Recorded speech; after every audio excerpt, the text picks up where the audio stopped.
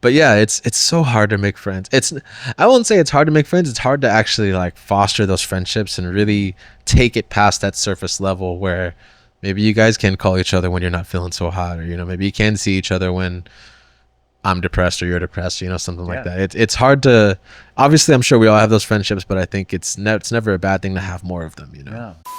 Welcome to Guys That Listen. I'm Peter, and today we got Christian on the pod. Oh. Can you introduce yourself to the audience? Yeah, no, what's up, guys? My name's Christian. I go by Thurston. It's my last name, actually. I'm a DJ. Born in Bakersfield, raised in Burbank, Los Angeles area. I've been DJing 10 years and really just trying to. I'm a lover of life and friends and just good moments. So I really just been trying to have more moments like this with people within my career, not have it all just be about music. So I'm excited to be here. See, that's the dope part that you said that, because I feel like because you're a DJ, people do typically want to talk to you about music. Yeah. But It gets old. Yeah. Like we all have the same like 10 conversations out. I know, like, oh, what's the next thing you're gonna play, or where do you want to play at? And it's like, what do you hate? Yeah. Who do you hate? Yeah.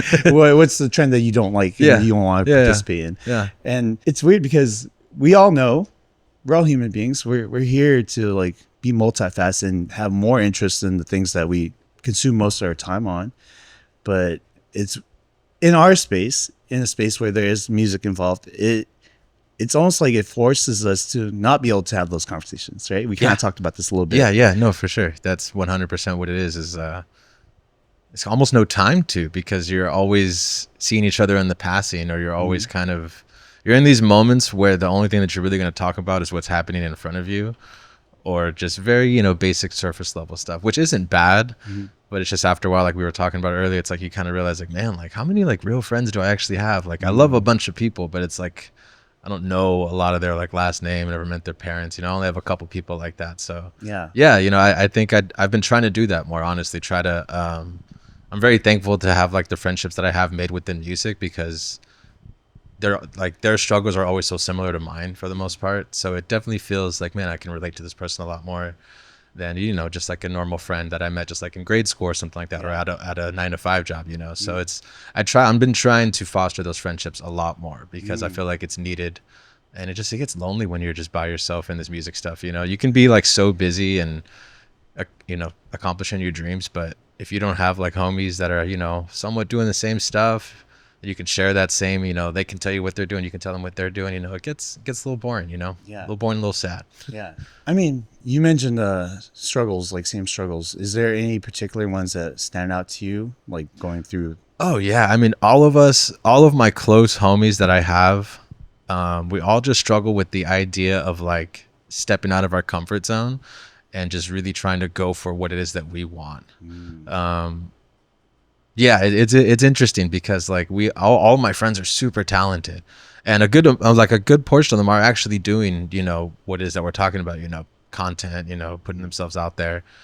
But then there's like the other part of my homies that I'm kind of a part of, where it's like not really putting forth the energy that we could be doing towards our careers to really get us out there, because as of right now, we're living in a content world, where if you're not putting yourself out there, if you're not showing people your work on a daily basis, you're kind of falling into the world of the algorithm, people kind of forget about you. Yeah, so that's true. And it's funny, I actually had a guest on recently, and he talked about something very similar. He's a tattoo artist, and he's not big by any means, but he's talented, he's great at what he does, and the living that he makes suffices for what he needs.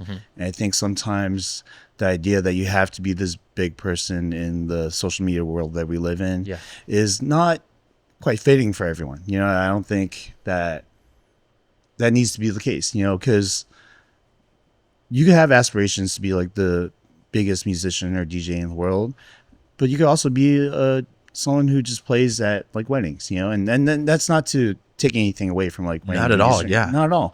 And I think that's what it is. It's like kind of figuring out like what you truthfully need versus what you truthfully want. Yeah, it's very easy to go on IG or TikTok and see all your homies or, you know, DJs that you look up to, or just people in a career that you look up to doing things that you want to do. And then it makes you kind of put yourself in that bubble where it's like, well, I want those same things because look at how happy they are, or look at how successful they are.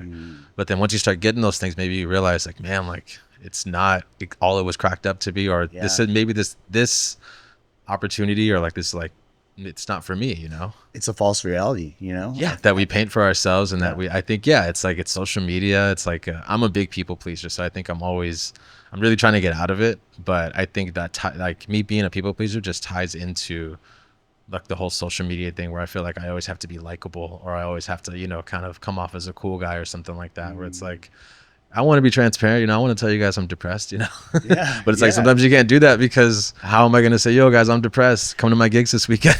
You know what? Here's my DJ schedule. You know what? Funny enough, like solid parties kind of work sometimes, though. You know what I mean? I've been, you know, like I'll do like life updates. I'll be like, yo, a little life update. This is what's been going on. And I feel like people actually really resonate with that. I think it's, you're never going to be able to please everybody, because I think, like, I'm fortunate enough to have like a lot of OGs in my industry in DJing, and then I also am like really close with like all like the younger generation, like myself, like people that are my age and younger. I'm really close with, you know, I have like one foot in with both of them. So I feel like maybe with the OGs, if they see like a big transparent post, they're like, oh, corny.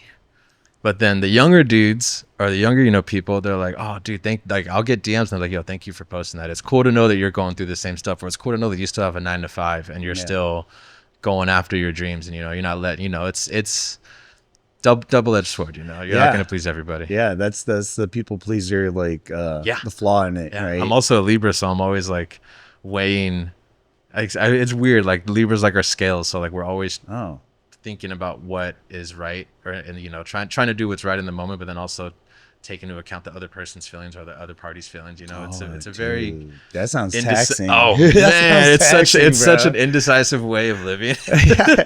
But I'm trying to get out of it, because, you know, I'm not, my life isn't ruled by my zodiac, nor is it ruled by like the characteristics that come along with it. So, you know, I use it for what it is, but then I'm also like realizing, like, you know, I do have power over what it is that I do, you know. Yeah, you have agency over your own life, and exactly. And sometimes it's kind of hard to see that, because in general, when you are basically weighed down by people's opinions, right?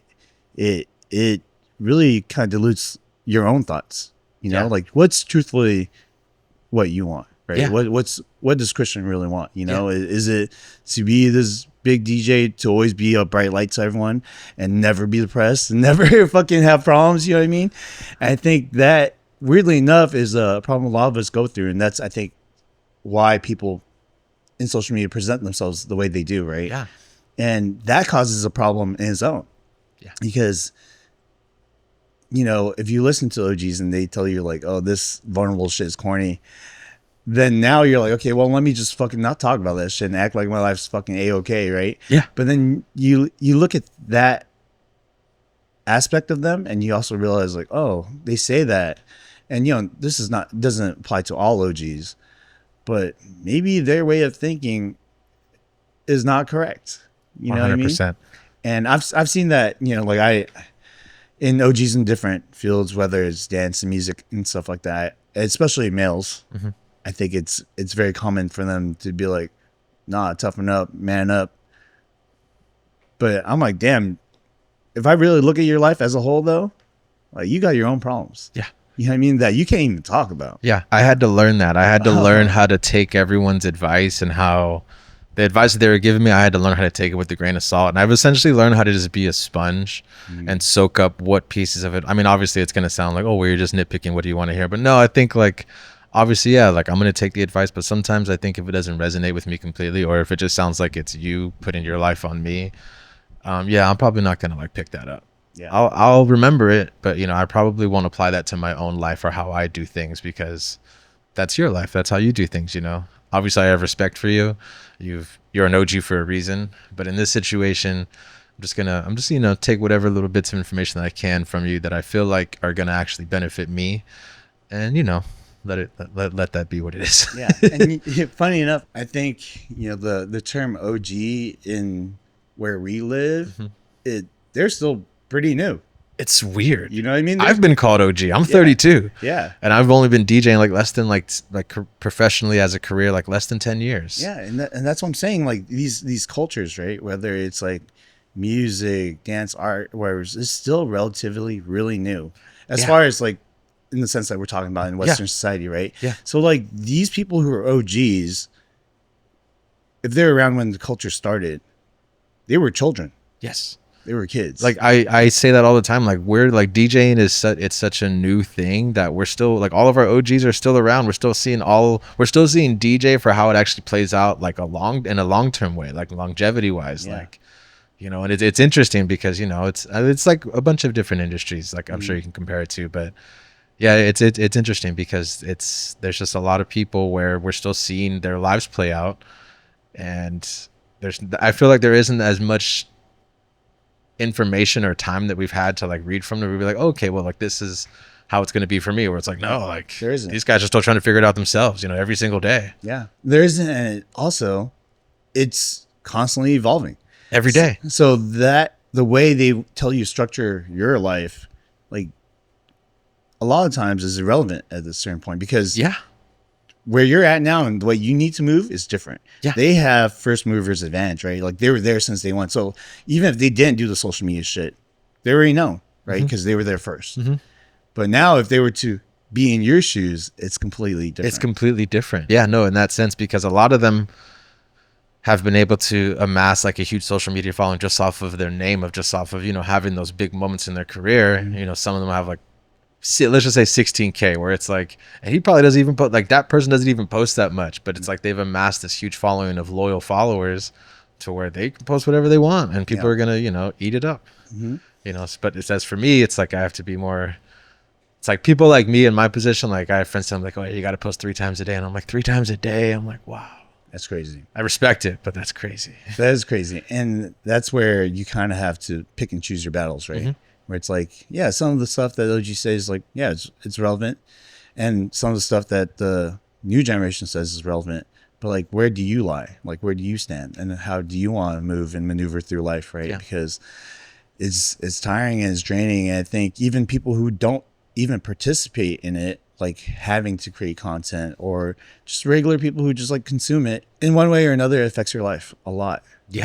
Yeah, no, it essentially does. Like, yeah, it 100% does, because and I hate that it does. I wish that I kind of envy people that can like just post on Instagram and they're like, all right, cool. Like I just posted an actual life dump, no promotion, no plug, no nothing, like no look at me. It was just like them posting their life. Like that sounds so peaceful and so carefree. And me, I got to tailor my shit, or, you know, I got to make sure I do like flyer, food post, flyer, palm trees or something, my cat, and then, you know, and then it's like another flyer. It's like, it sucks. No, it doesn't suck, but it's interesting to see where things are at right now for how things are moving. I'm not going to say it sucks, because it doesn't. It's great at a lot of times, but I think it could be like really just kind of taxing on the brain when you just want to post. You just like, maybe I don't want to promote myself, but I just want to post this flyer, and maybe I don't want to care about how many likes it gets, or, you know, if it, you know, and sometimes you don't even want to post the flyer.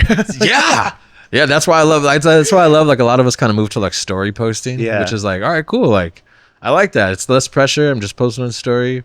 However many people looked at it, that's cool. I don't have to worry about like, oh man, like I wonder if this promoter's going to get mad that I posted this flyer and I only got 17 likes. It's like, you know, it's weird, but it's also like, you know, I think everybody's just trying to move however they think they should be moving, you know? Yeah, because, you know, everything's so brand new. There's no one way to do it, right? Yeah. But at the same time, it's like, I think we're finally starting to get accustomed to it. Like I'll see things where I'm like, oh, I know what this person's doing, like why they're doing it. You know, it becomes a little bit more transparent as you consume more of this like, media. But to me, and this is my own personal opinion, I think if I were to predict the trend, I think authenticity and being like real about shit is going to be the next thing. Cause I think people are done with inauthentic like moments, you know, like people see through it now. They're tired of it. Right? Yeah. And having these conversations and like talking about like shit where it's like you mentioned earlier, like, I can't be depressed right now. Life kind of fucking sucks, you know what I mean? But I gotta do my job, and I'm gonna be out here, and hopefully you guys still want to come see me. Right. No, that's something that I'm still like struggling with, is because like in my position of what I do, it's essential that I'm always on level 10. I'm always coming in ready, and I'm always ready to provide a good energy for whatever people or event that I'm doing it for. But there's so many times when I'm just really not mentally there. But then afterwards, sometimes it could help me kind of just get out of like that little zone that I was in mentally, help me kind of look at it a different way. Then I leave that gig like, oh, nice, I needed that. Like that was nice. Yeah, sometimes you do need that. A lot of the times, funny enough, is the things that you're most like resistant to is the thing that you need the most. Yeah. Like you mentioned depression a little bit. I've been there where typically you don't want to do shit, right? Yeah. Just being completely fucking honest, like just laying in your fucking bed and look at the fucking roof and just like, or ceiling, whatever it is, and just feel like, oh, it's like I don't want to do anything. I don't want to think about anything. I don't even want to believe that I'm here. But funny enough, the little things like that I've learned in my experience is that moving your body or just going out getting some sun or having a conversation or just eating your favorite like meal adds a lot of value to like your day, to where, oh shit, it doesn't need to be this bad, you know? But weirdly enough, if you're not in the right mindset, it's really hard to get yourself out of that spot. Yeah, that was actually me yesterday, like full transparency. Oh, like I was like full rot mode, just in the bed and just having one of those days where I'm like, damn, dude, like why? And it's one of those days where like I just can't figure out as to why I can't get out of it or why I can't get out of like the mental zone that I'm in. But then once I do, like you're right, like I have responsibilities too, so like at least I'm strong enough to not like fuck off my responsibilities or just like, cancel the gig that I have booked. Yeah. Still had to go to the gig. Once I was done, or once I even got to the gig, I was like, I started, DJing. It just, whatever mental zone I was in that moment when I was rotting in bed, is kind of just fizzles away, and it kind of like, I don't know. Yeah, I definitely feel like it's really easy to just stay in your room and scroll, and then like that first hour of dopamine hits and you're like, oh man, like I'm just so relaxed at home. And then like after a while, like you're a couple hours in, you're like, holy shit. Like you look at your room and you're like, damn, I haven't done anything today. For me, I've noticed that when you spend time doing things that give you that quick hit of dopamine, it almost drains you to the point where you can't do the things that you need to do.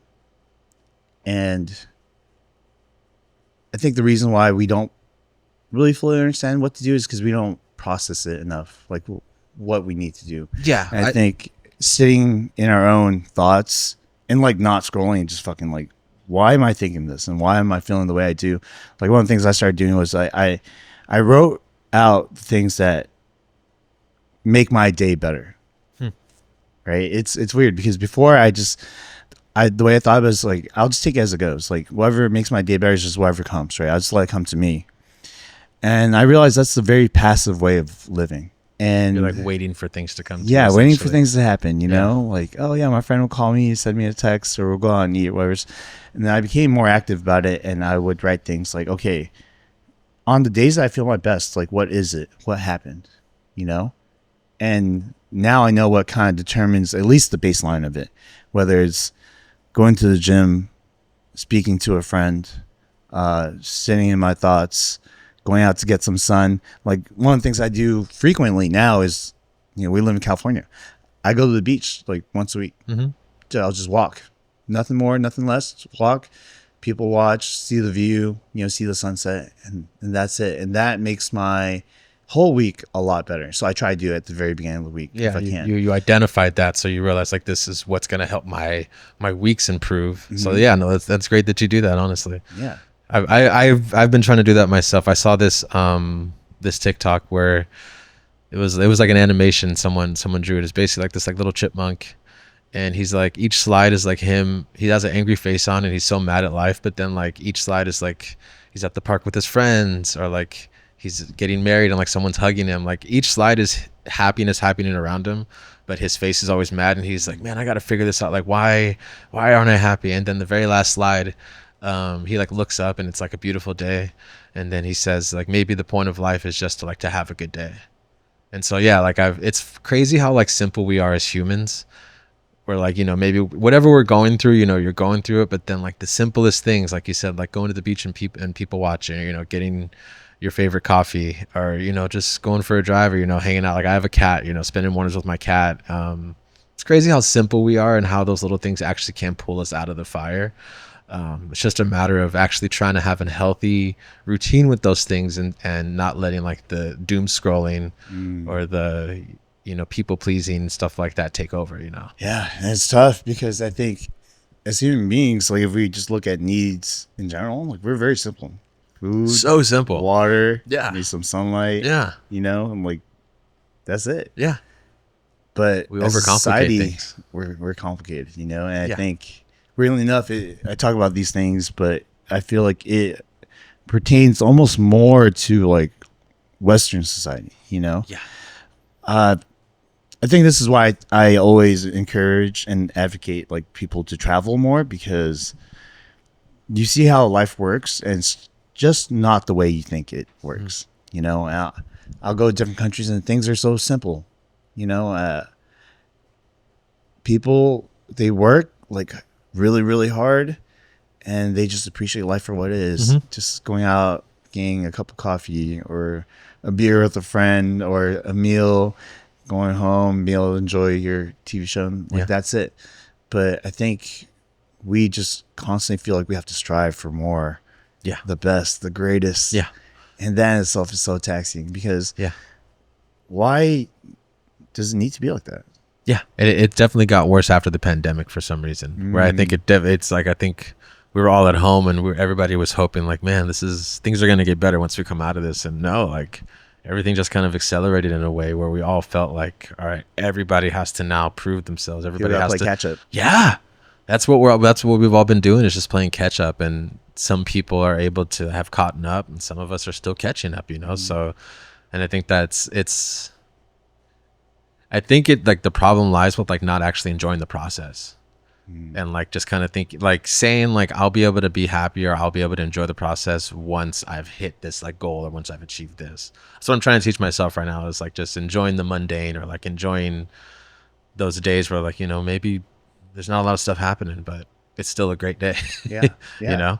Yeah, because you have like your human needs met. Yeah. Why is it necessary for everything to be so fucking extravagant? Those have been my best days. Yeah. My best days are with the days where I can like get like my laundry done, clean my room, just kind of just healthily scroll on my phone, here and there. I feel like the days where I have more control of my day those are the days where I'm like, man, like I'm so happy right now. Like these are the days that I work hard for. But then those days where like doom scrolling all day, running late to a gig because you were doom scrolling all day. Yeah. So it's like, yeah, like there's like, I feel like myself, like in my own, like just, I overcomplicate things for myself. And like you said, like noticing that pattern, like this is what makes my week better, is like what I'm still trying to get to right now, honestly. Yeah. Talking about scrolling and talking about social media and things like that, I definitely understand why we're in the predicament that we're at, because it's literally formulated to do that to you. Right. That's what it wants. That's what it wants. That's what it wants. It wants to keep you locked in. Right. Yeah. What I think is detrimental to us is that what it takes away from us, the time to be alone in our thoughts and really understand like what we want and what we're thinking, and kind of taking away that control from us. Right. Yeah. Like I don't want to say that we're doomed to be connected all the fucking time, but it's definitely not a demon that a lot of us understand how to overcome yet, because it's relatively new and it's also constantly evolving. We talked about the beast that is TikTok, right? The algorithm is fucking insane. It caters to you in almost every fucking single way. Right? It knows exactly what you like and it'll feed you that. But what that does in turn is like, okay, well, if I don't really have to think and just be mindless for a while, like maybe I don't have to face the realities of the things that I actually have to deal with. 100%. Right? It's just it's an easy way for you to avoid whatever's happening in your own life or what's happening in the outside world. Yeah. And do you notice that you do that more when there is shit going on that you have to deal with? Yeah. No. I think that's what I was saying, is like I've noticed that like when I'm actually when I have more control over my life, when I'm actually have maybe like a whole week planned of stuff. Like actually recently, I've just been hanging out with friends a lot. So, I'll have like a dinner plan with a friend on like Monday, Tuesday night. I've been giving DJ lessons recently, so I'll give like a DJ lesson on a Tuesday.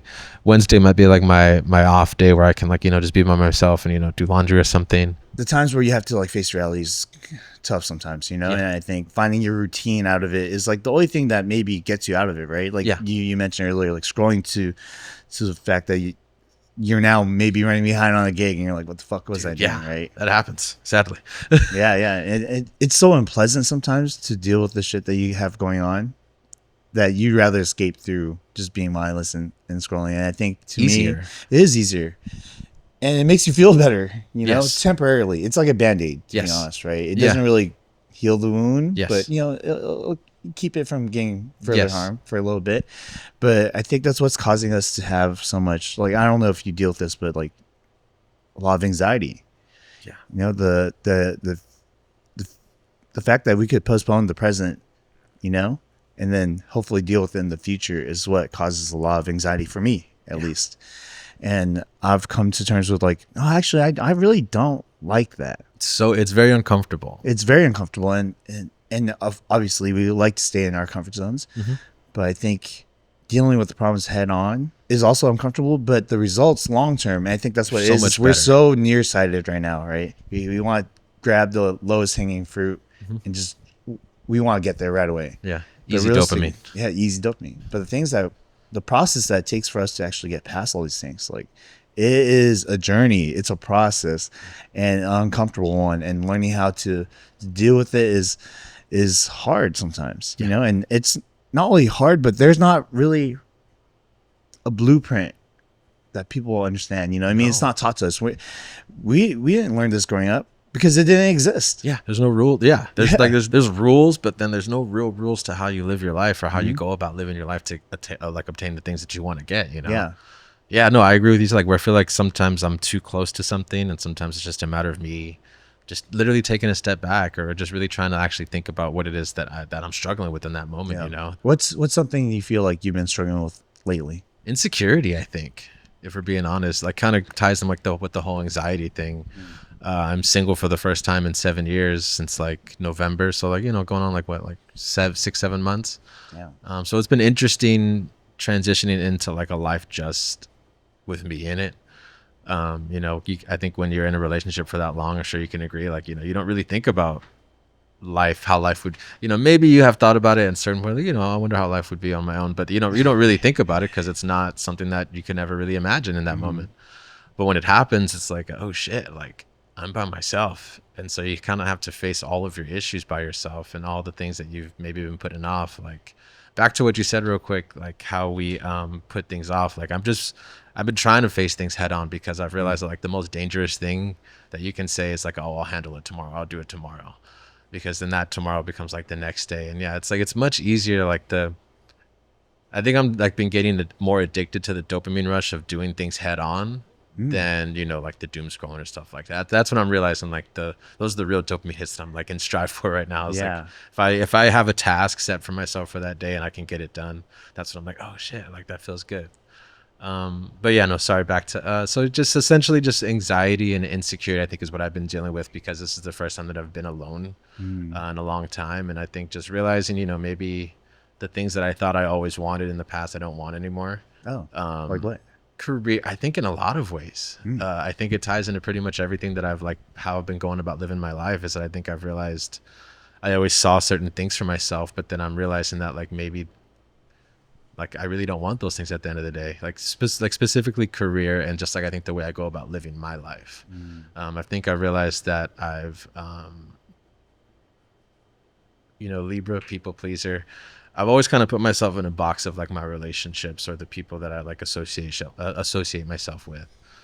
So I feel like I've been kind of struggling with trying to find like my identity, which I think also ties into like just being hella insecure sometimes. And then being an insecure DJ is interesting because like it's so interesting because Sounds interesting. I have those parties where I'm like, oh my God, this is so lit. Everyone's having fun. Like, this is great. But then you'll have those, like, I've been having moments where like I'll be at a gig and maybe it's not like the, you know, I fully believe that not every gig's supposed to be like a level 10, you know, energy thing. But some of those gigs where like, you know, maybe it's a little dead or maybe it's just like in a bar or something or like a lounge or something. I just get super insecure all of a sudden. I'm like, oh shit, I just Yeah, I know that people are feeling. looking at me. I don't know what it is, but it's been happening lately, and I think I'm trying to identify those moments and realize like maybe it's because those opportunities aren't for me. Maybe it's because I've like ran the course with those opportunities. You know, I've been DJing for a long time in different pockets of the industry, trying to figure out where I fit best. You know what? I've dealt with that, right? Like doing events and like, oh shit, it's 11:30 and there's like 15 people here. Like, what the Yeah. fuck, right? Yeah. I think one thing that's helped me deal with that fear and that insecurity is just not really comparing. Like, it's weird. It's like you said, not everything has to be level 10, and it's not gonna be. Yeah. Like, that's just the fact of the matter. Not everything can be level 10. And for me, what I took it as like, yeah, like I'm not gonna compare the last one to the next one because you're gonna always have to top it, and that's exhausting on its own. Yeah. And what I kind of reframed my mindset to was, let me just enjoy it for what it is, right? And Yeah. and being that, okay, like this night might be more dead, but like now I can have more intimate time with these people. Mhm. So I'm gonna go talk to them. It's gonna be a lot Yes. easier to really have Yeah. time and catch up, you know. And that's the way I think about it. It's like in life you're dealt a hand of cards, right? And what you could do is just make the best of it. Yeah. Like shitty or good, just make the best of it, right? Because Yeah. you're gonna get those chances, and sometimes it's exactly what you wanted, and sometimes it's not. But the only thing you can do is just live it out. That's what this year's been. 2024 has been, because like essentially ever since all of us got back to work, like end of 2022 2023, I've just been trying to outdo myself each year, and I've successfully been able to do that each year. This is the first year where I'm like, oh shit, man, like. And I don't know. I think a part of me was like, no, like maybe you're due to have like an off year. But then I feel like that's just, I don't think I'm not trying to look at it like that, where like the whole year is going to be off. I think I was looking at that in the beginning where I'm like, I was thinking about it because my phone just wasn't ringing as much. And I just realized like, man, like what happened? Like, what did I not do last year that isn't pushing me forward into this year? And I think I just stopped putting that pressure on myself to wonder what happened. Maybe it wasn't anything. Maybe it's not personal. Maybe everyone is just kind of doing their own thing, and I just haven't been popping out enough to really put myself out there. You know, I think people forget that like the industry that I'm in, DJing, it's a competition essentially. Yeah. It's much better when you have comrades and you can have like, your network of people, a collective of people that you can work with, but it's a competition. Yeah, and that's tough, right? Going back to what you were saying earlier, like, yeah, we are in an industry where content and social media kind of rules your career, right? But going back to what you're saying, I think competing with others is exhausting. Competing with yourself is even more exhausting. Yeah, that's the hardest battle ever. That's the most constant battle. I keep losing that have. one. Yeah. So like, yeah, like that's what 2024 has been for me, is like just trying to take it for what it is, not put so much pressure on the weight of like, why am I not getting this opportunity, or why aren't things panning out for myself? Just treating it like as if we're at an event where there's only 14 people, and realizing like, you know what, man, fuck it. Like, why am I so mad at myself that this didn't pan out how I saw it was, or how I saw it, like how I thought it would be? Yeah. Maybe let me just go try to enjoy whatever I can out of this moment or out of this year. And it's been working out, That's awesome. It has. I think now that you mentioned it, I think, and this is my opinion, obviously, but I think life is about finding the silver linings in things. Every day. Yeah. You have to do it every single day. You have to do it all the time. Because I'm not a superstitious person. I'm not crazy spiritual or anything like that.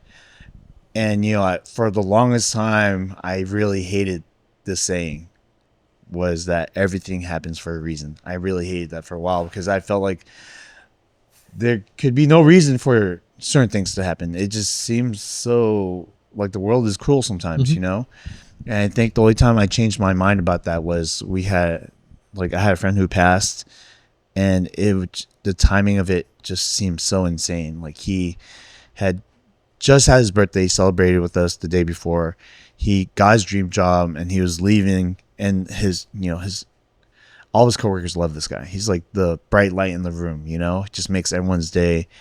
And as he was leaving his job, like, he got hit by a car, like car crash, and That's terrible. just what crazy timing, right? His life was just about to changed in all the right ways, and it went complete opposite. And to me, I cannot think of a single reason why that could possibly happen, right? Like everything happens for a reason. I'm like, no, that's so fucking dumb, dude. Yeah. Like, but I had to reframe my mindset to thinking like, okay, whatever illogical reason that happened, I could give it a reason that's purposeful to my life. And I changed my mind to where it's like, yes, he had passed, but now I see how much better the world would be if people were like him. And I say this all the time. It's like the world would be a better place if everyone is more like S, right? And that's, we call him S. And I think that allowed me to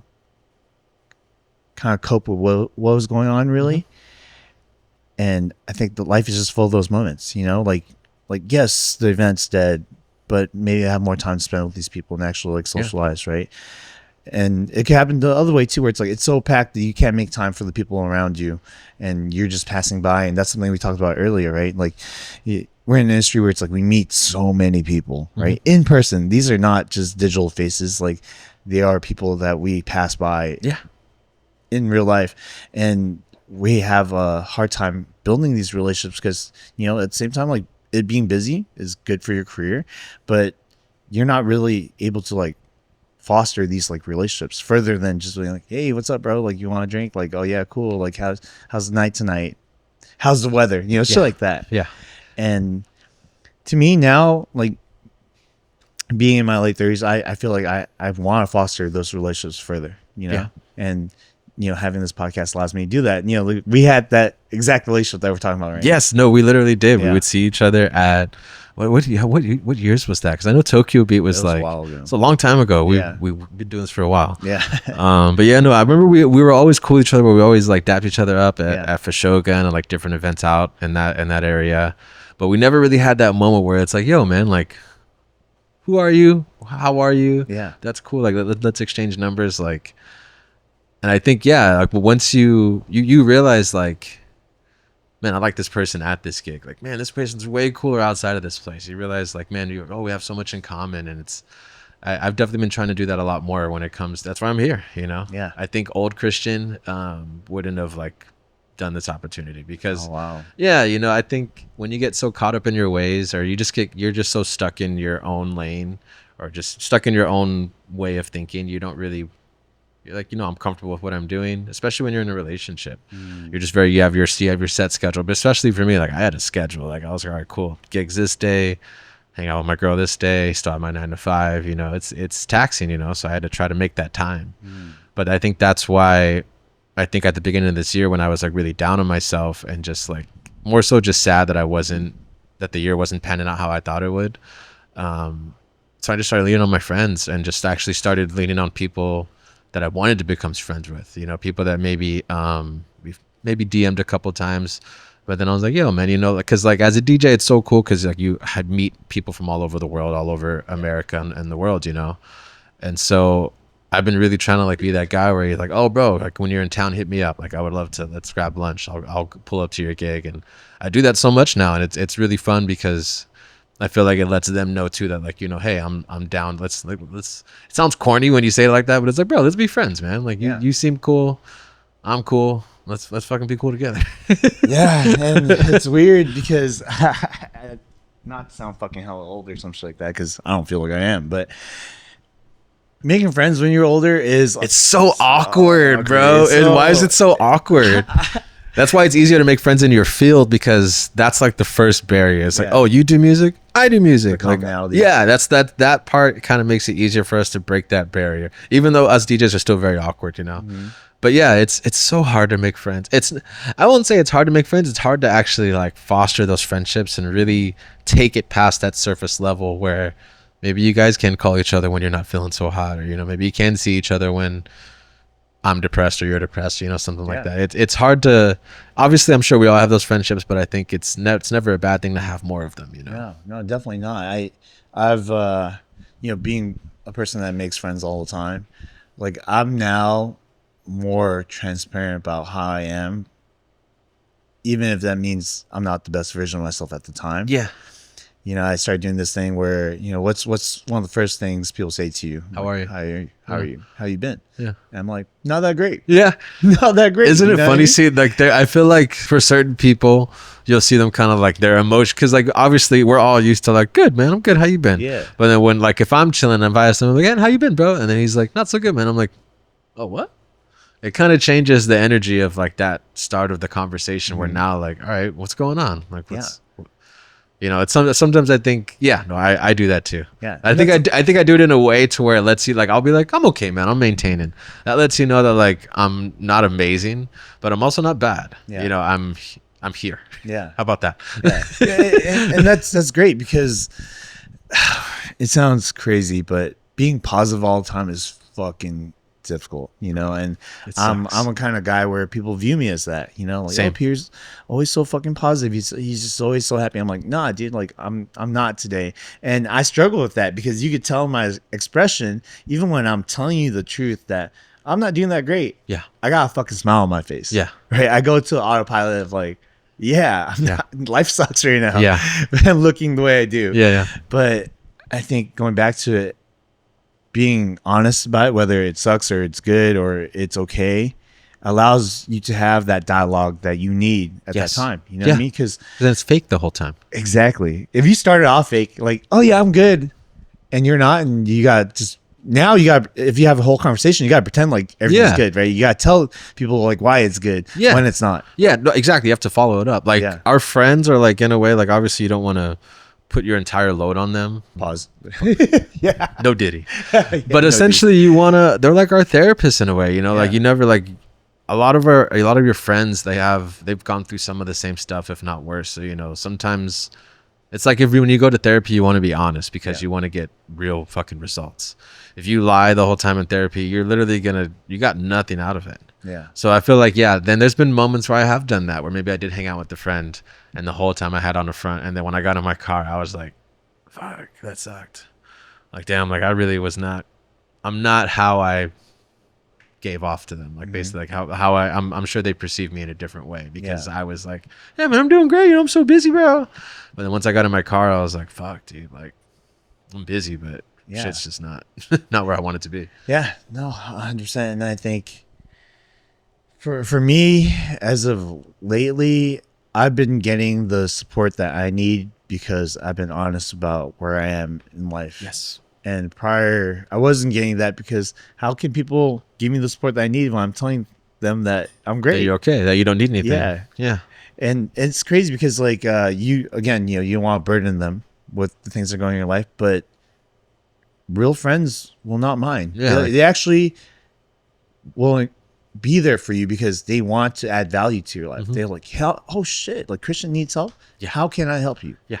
You know? Yeah. And I think that's so important to have like people like that. Yes, it's crucial that you have that because, yeah, like you said, like there would be a point where I would be mad that people weren't checking on me in the moment of like when I was like going through stuff. I'm like, fuck, dude, you guys are dicks. Like, why isn't anybody checking on me, man? Like, I'm going through it right now, but no, I'm not vocalizing that. Yeah. Nor when they ask me how I'm doing, am I like really being honest with them?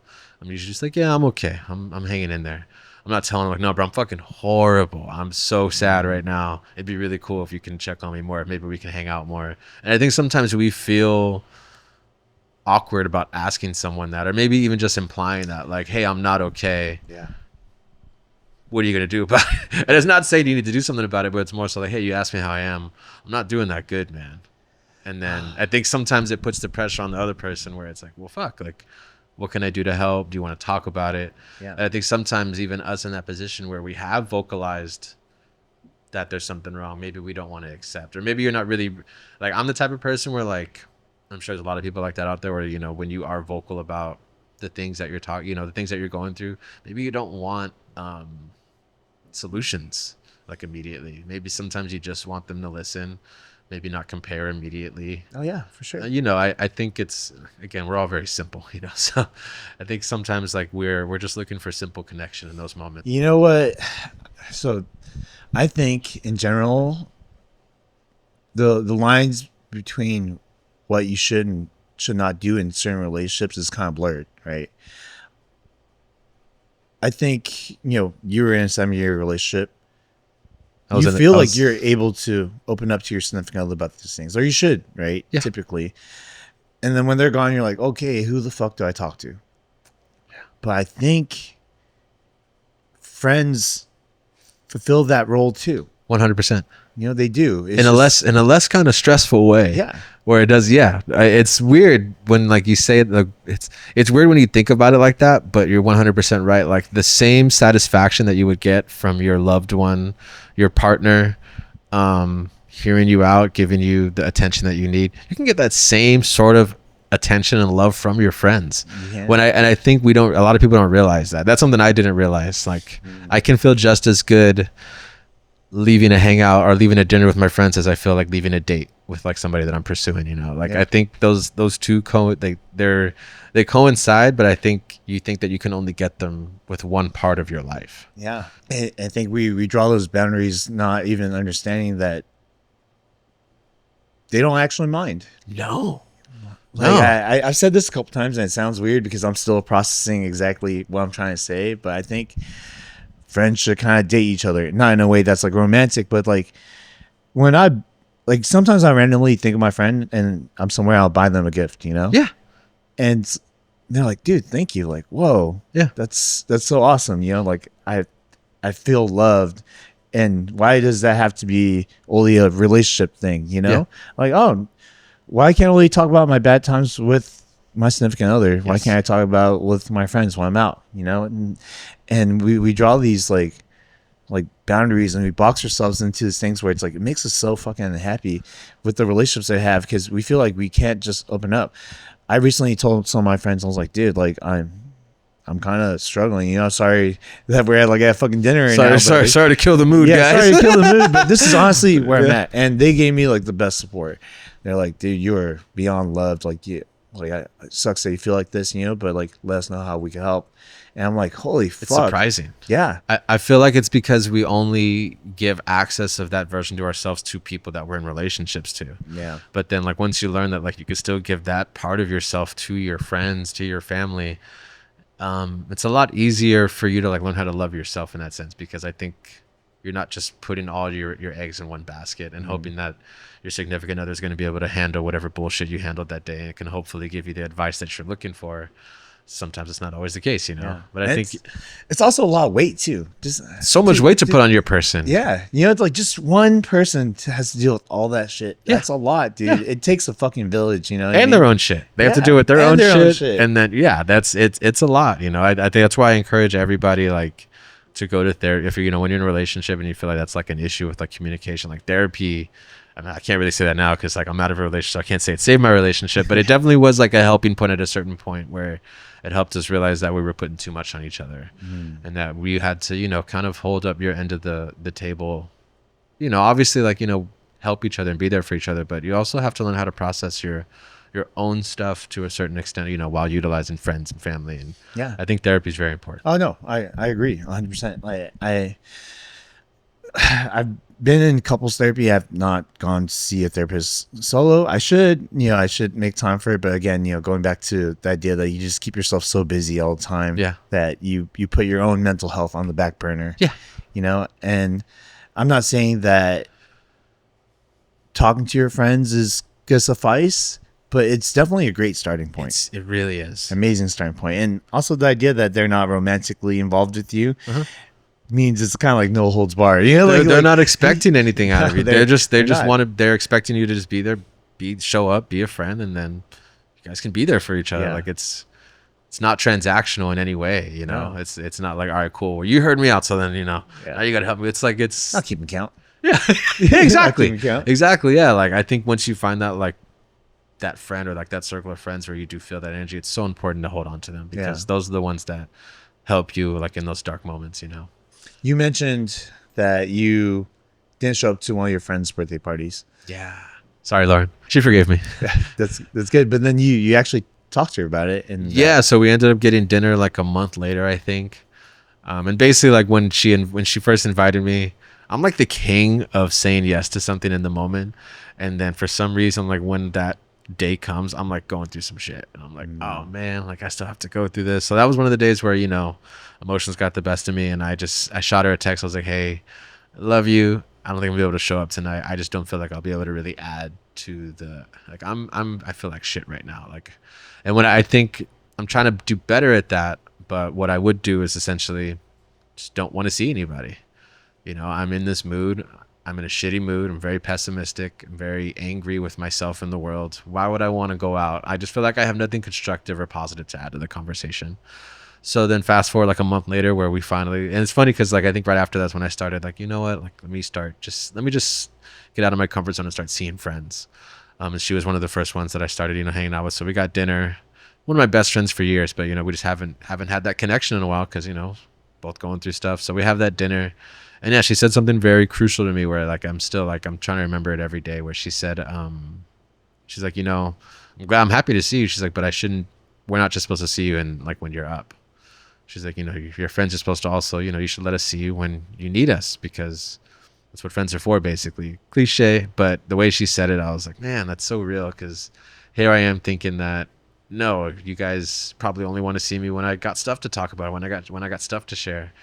Who wants to see me when I'm angry, insecure about life, and just got nothing positive to talk about? We got nothing good to share. Because, you know, like, it's that awkward moment at the friend. Like, who wants to be that friend at the friend dinner?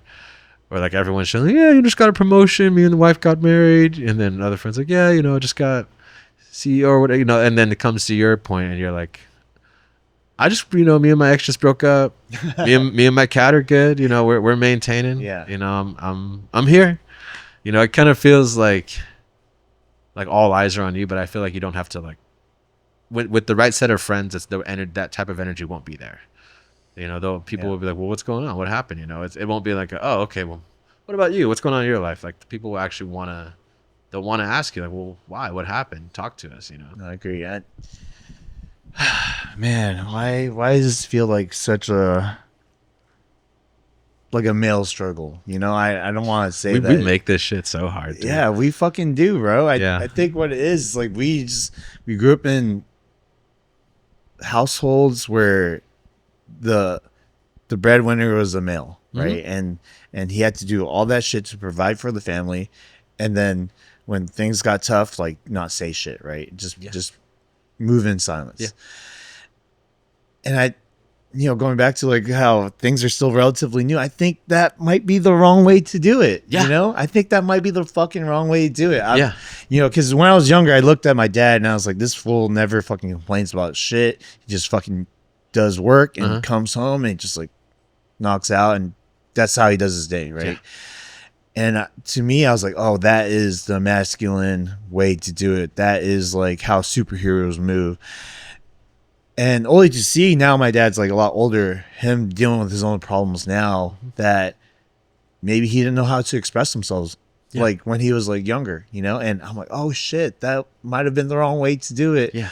So let me adjust now, you know? And I think we're at that phase where we're transitioning into learning how to express ourselves. Yes. Because the father figures or the head of the household showed us that way when we were younger, but we're kind of understanding that it has its own issues. Right? Yeah, we're all realizing that just because they had an easy, maybe not easy, but they had, you know, they had their job, they retired, and now they're chilling. They probably still had a lot of regrets on not actually being, like, maybe they didn't feel like they didn't live their life, or maybe they didn't feel like they actually expressed themselves. And, you know, I think, yeah, it goes back to what you're saying. Like, that's why, like, I think with the way social media and things are moving, like, transparency is power right now. Like, people don't want to see,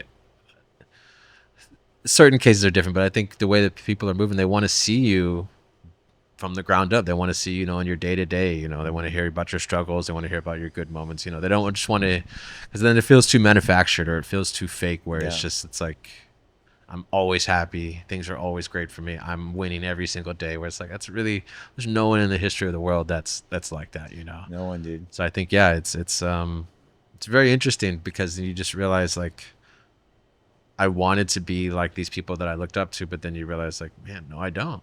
No. And it's not a bad thing. It's not saying anything bad about that person. It's just realizing, like, I don't want what they have. And like I do want to have more fulfillment. I do want to actually feel, I don't want to regret shit when I'm older. And I think that's like the key thing with all older people, you know, like it sucks. It's so sad when you think about it, where it's like almost every person, when they say like, oh, if you have any advice to your younger self, they're like, oh, just don't stress, don't compare yourself, you know, just be happy. They just say like, don't stress. Like it just, the happiest older people will always tell you like, oh, well, what was the key to your happiness? Like, well, I didn't care about anybody but myself. Like I just focused on me, focused on my people, and did what I had to do. But you know, I feel like there's just a lot of people where they have regrets. And, you know, I know that we don't want to end up like that, you know? Yeah. I think that's a great way to kind of formulate an idea of what we should do, is listen to people like who are on their deathbeds, unfortunately. But, you know, one thing I remember hearing was that they said people who are dying, no one wishes they had worked an extra day in their life. No one. No one says, man, I wish I took that extra gig, or Yeah, wish I would have missed more family. I wish I would have got more OT. Yeah. Like, fuck, if I only would have got, that's no one. No one. No I one. think that's what it is now, is because especially where we live, like you have to work, you have to grind in order to just survive, you know? And because we spend most of our days doing that, most of our time is occupied by work, that we identify with that the most, right? Our work becomes our identity. How busy are you? Yeah, how busy like are you? How much work? Oh, you're not that busy? Yeah. It's like, it's an easy way. That's why people think LA is so superficial, is because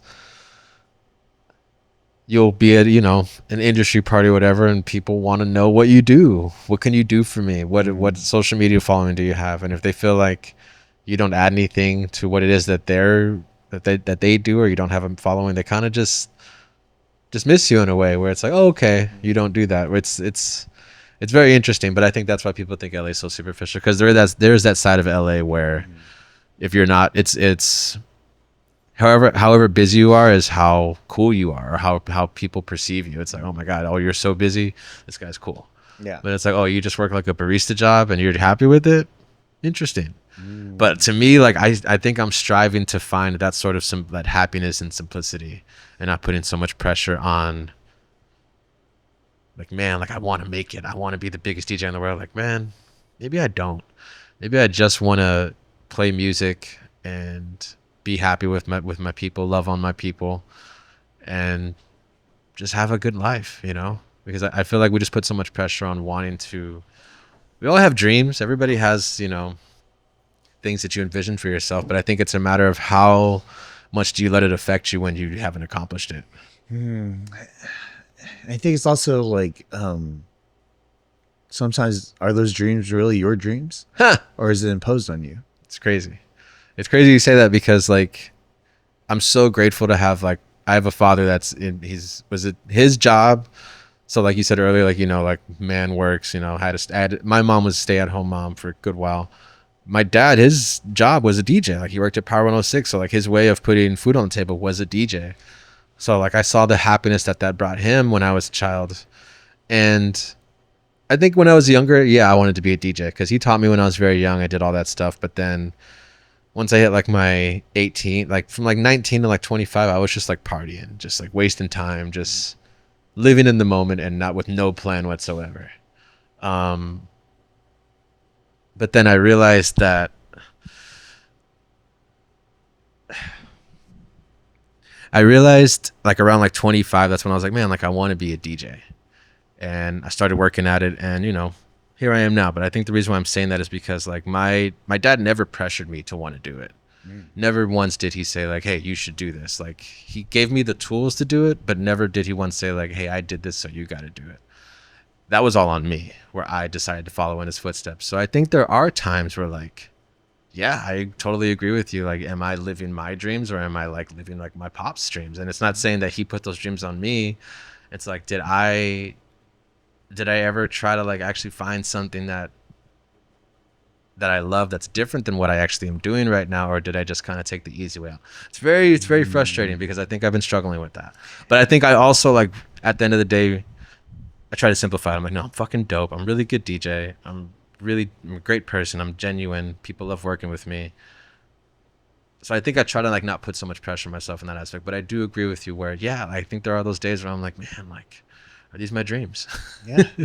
Yeah, because It's stressful. it is. It's so stressful, dude. Because it's weird because I think prior to being in the era that we're in,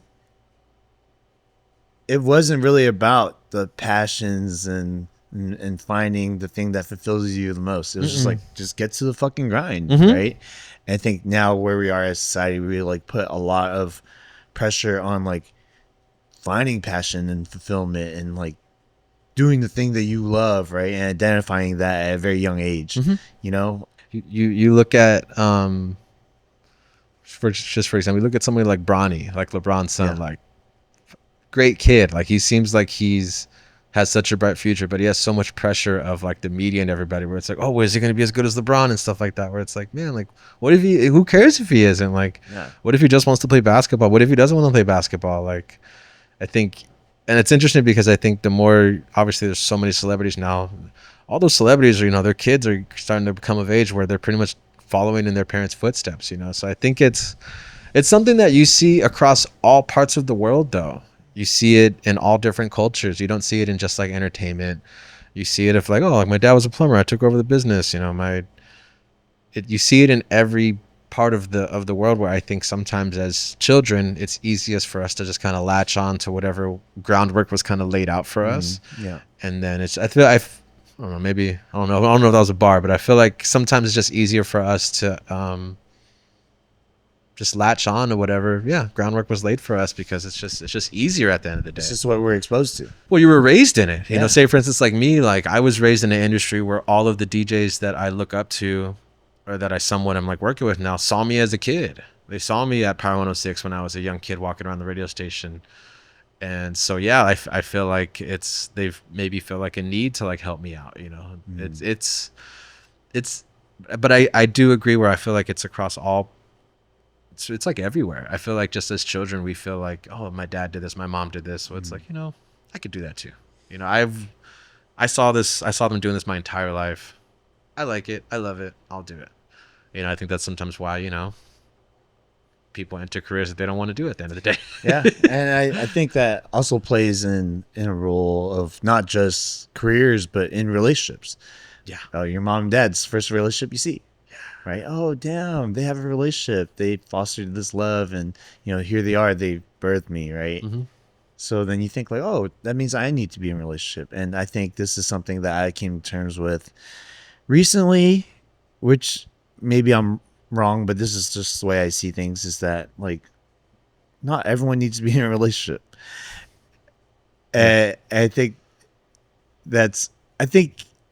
if you want a fulfilling life, you should have one at one point, right? But I think as with everything else, it's temporary.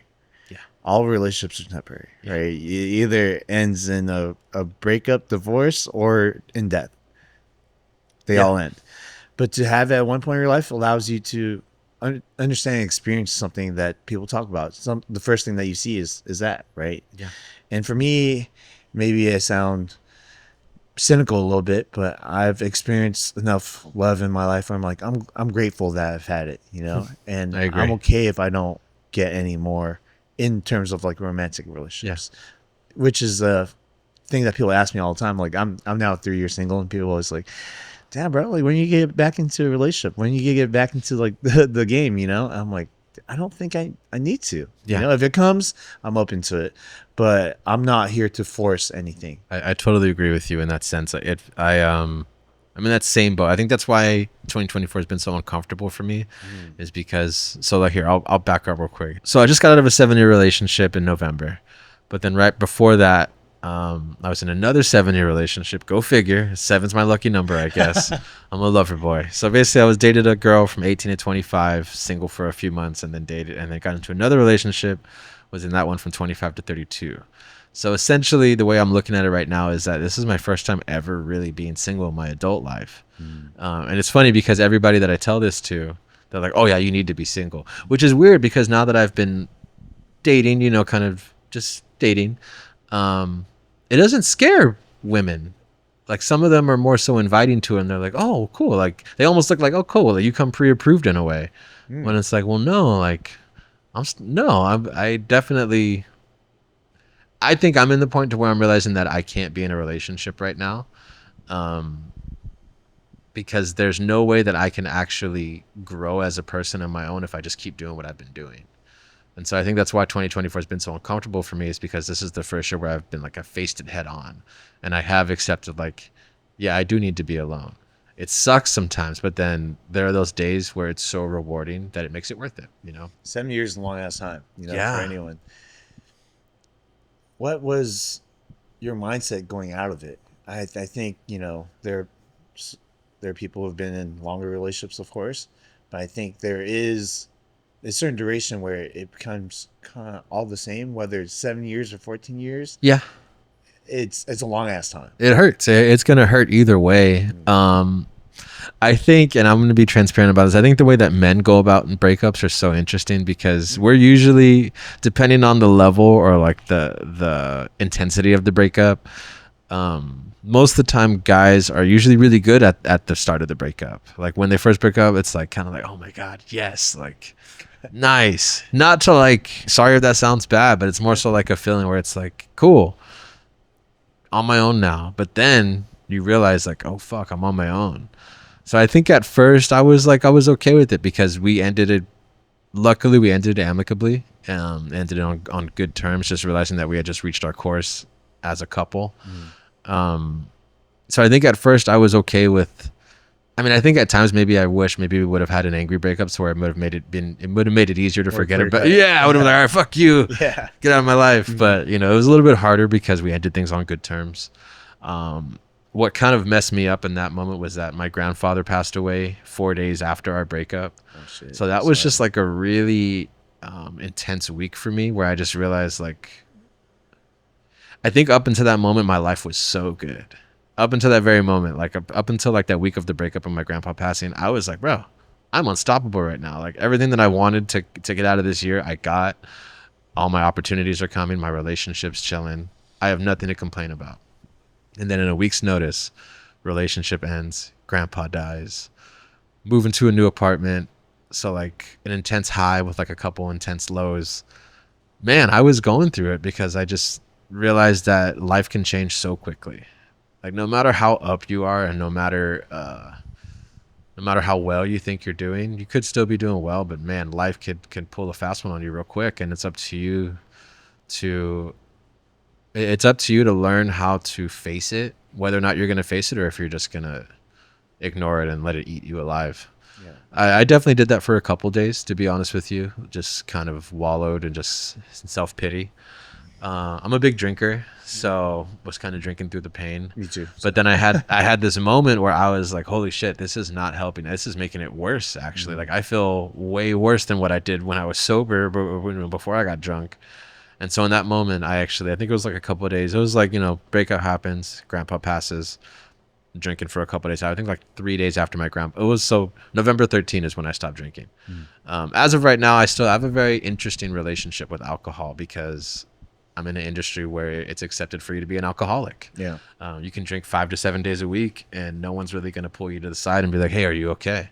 Because we're all doing it. It's just how it is. It's just how it is. So I think I've always had an interesting relationship with it, because I've tried to not let it have so much control over my life, even though, on paper, yes, it can make the cut a little, it makes it a little easier to take, but then in reality, you're just prolonging your sadness or your depression, or you're prolonging whatever it is that you have to face. Yeah. So I stopped drinking that day, and I think ever since I did that, I've just been taking more control of my life and realizing that it's my life. Like it's just me. It's me and my cat right now. So I think I'm just realizing, like, if my life's going to continue to be bad, it's because I'm allowing it, and it's because I'm not getting out of my comfort zone and actually trying to learn more about myself, love myself more, give myself more grace, and just all around just try to, back to what we talked about, like just have a good fucking day, instead of trying to like put so much pressure on, like, man, this has to be a good week, or this has to be a good year, this has to be a good month. Like, I'm just trying to have a good day right now, man. Yeah, no, definitely. I've come to learn that it's also very okay to have a bad day. Bad day doesn't mean a bad week. No, it Bad doesn't. week doesn't mean a bad month. Bad month doesn't, bad bad year or bad whatever doesn't mean bad life. Yeah. Is what I've tried to translate it over to. It's like, and I think once you stop giving the days so much power in that sense, man, it's so much easier to shake it off. Because like we said, like yesterday, your boy was rotting. I was like just in bed, just fucking just scrolling, just kind of just comparing myself. But then today, I think I've realized that the days that, it used to take me a couple of days to kind of shake off my hermit depression. But now it's become a little bit more controllable where like, maybe I'll take that out of the month. Maybe I'll have those 1 or 2 days where I'm just like, I'm not doing shit. I'm going to be useless tonight. Yeah. But then I think I've had the need to where like I don't let that roll over into like it being a couple days anymore, it being a week, because that's when it's hard to get out of. Yeah. That's when it's hard to actually, that's when you look around your fucking room and you're like, oh God, it's got, you've ignored so many text messages and you've put off so much stuff. It just becomes such a task just to get back to living your normal day-to-day life. I feel like I've done a much better job at letting those days, allowing those days to happen, but not allowing them to continue for too long. And I think that's important when you're living with depression. Yeah. No, It's yeah. very important. Was there any steps that you took to kind of gain out of that? Because obviously we're talking about things in like an abstract form, right? Like not allowing it to affect you. But what does that mean in as far as like an action? I don't know. I think I've just stopped putting so much power on the weight of people or myself, and just allowing things and people to play out. Like in a dating aspect, like if I meet someone new, usually at first I'm like, oh my God, this is so much fun. I hope this works out. How I've been moving lately, I'm like, if it doesn't, it's okay. If it does, it's cool. If it doesn't, it's okay. So I think I've just stopped putting so much pressure on the probability of things happening.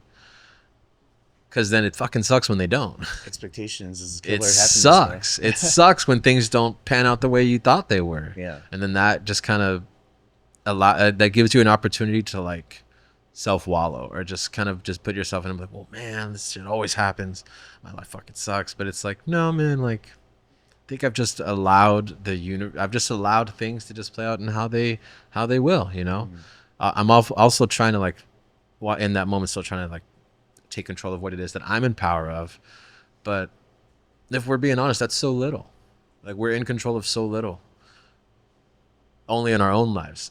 We can't control anything else in the outer world, or how people react or how things happen. So I think now that I've tried to accept that, it's made it a little bit easier for me to just interact with people, or for me to just live life, because I think it's taken the pressure off of expecting. Now that you're single and you're like, okay, I'm gonna take time to myself, what do you expect to get out of it? Man, I expect to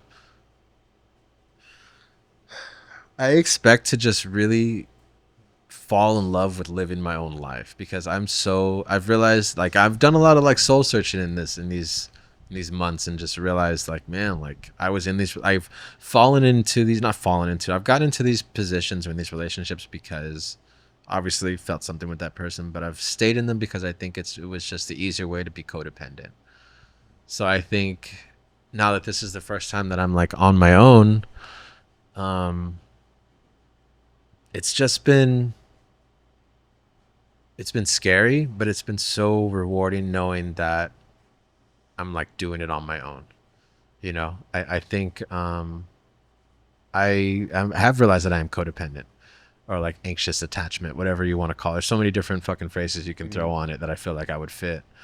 Where I've realized that what I want out of it is I really just want to learn more about myself, because I feel like ultimately that'll give me what it is that I'm searching for. Because I feel like maybe that's what I was looking for in these relationships, is learning more.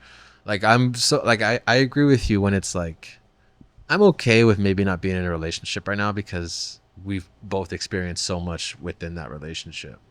So many highs and lows, so many great moments that like, how could you possibly implement that with another person so soon, without actually giving yourself the opportunity to do it for yourself. So I feel like that idea of being able to do what I did in a relationship for myself makes it so exciting. So I think that's what I've been like holding on to and realizing that like, man, like there's something really cool on the other end of this if we just stop fucking avoiding the work. Yeah. If we stop avoiding the work and stop falling into like little situationships or whatever, and stop trying to just like avoid the work, because it's easy. Like once you're single, I think like I'm sure you'll agree, like when you first get single, I think a thought in most men's, if you're guys like us, I know I'm cute, okay. I know I'm okay, but I'm not coming out here like, fuck, man, all the girls are gonna want me. Like, Yeah. it's a little scary when you're first single, because you're like, who's gonna want me? Who's gonna want this? But then you realize like, holy shit, it's really easy to date. But then it's too easy, because it's essentially you're just going from person to person in that way, or you're just trying to find whatever fits best. Yeah. But I think that's also just avoiding the work. You're avoiding the necessary work that is necessary for you to become your own person. Relationships sound like alcohol a little bit. In a way, you could like prolong what you really need to work on, right? Yeah. By being in it, and it's like kind of medicating you, right? Like Yeah. giving you the validation that you feel like you need. Therefore, you don't need to reach further for what you are as a person. Because the rewarding feeling that you get out of building a relationship is just as good, if not better, as when you do something for yourself. Yeah. At least how I'm looking at it. I feel like that's why it's easy for you to just say, yeah, it's okay. I don't need to be alone. I could just be with this person, which like I'm so envious of people who can actually just be together and just make it work. Because I think the reason why relationships are so hard nowadays is because of all the weight that we put on ourselves. But then it's also like our careers. Like, like I can wholeheartedly say, like, had I not been chasing the career that I'm currently in, maybe the relationships that I've had in the past wouldn't have fizzled how they did. But I feel like it's because we are so focused on what it is that we're trying to accomplish. It's just easier. Again, I feel like I'm a Libra, so I'm constantly like, Kind of balance. I'm like, cool. Like, let me put forth work in my relationship, but then also let me work on my career. It's like, it's a lot of hard work. And I think sometimes you realize like you're just spread too thin. Man, balancing sounds tiring, but I think in is. general, it's, I don't think it needs to be balanced. I think It's not supposed to be. No, it's about finding the pieces that fit within the imbalance. Yes. I think that's how it really works, because having the relationships that you had that fizzled before because it didn't fit into the lifestyle and the career that you were going for, like, just shows that was not what fit into the things that you needed in a relationship. And forcing it to fit was probably what kept you guys in it for so long. It's comfortable. Yeah, forcing it to fit. It's comfortable. It's easy. It's easy when you don't have to pay attention to that part of your life. It's easy when you can turn off that part of your life that's searching for like that love validation or that relationship validation. You can turn it off because essentially you found it. You don't have to keep looking. But then it also kind of, I feel like that, that comes with consequences, That's why I said I envy people, if they can make it work. Like if you could just make it work, and there's no, like, it's just, obviously it's not supposed to be easy, but it's also not supposed to be fucking hard, Yeah. No. I feel like, it's, if people say, great things don't come easy. It's like, yeah, true. But like, you're not supposed to be fighting every fucking day. You're not supposed to be at war with your significant other every day. Or you're not supposed to, you're supposed to understand each other. And there's supposed to be a clear understanding that, hey, we love each other. We're here for each other.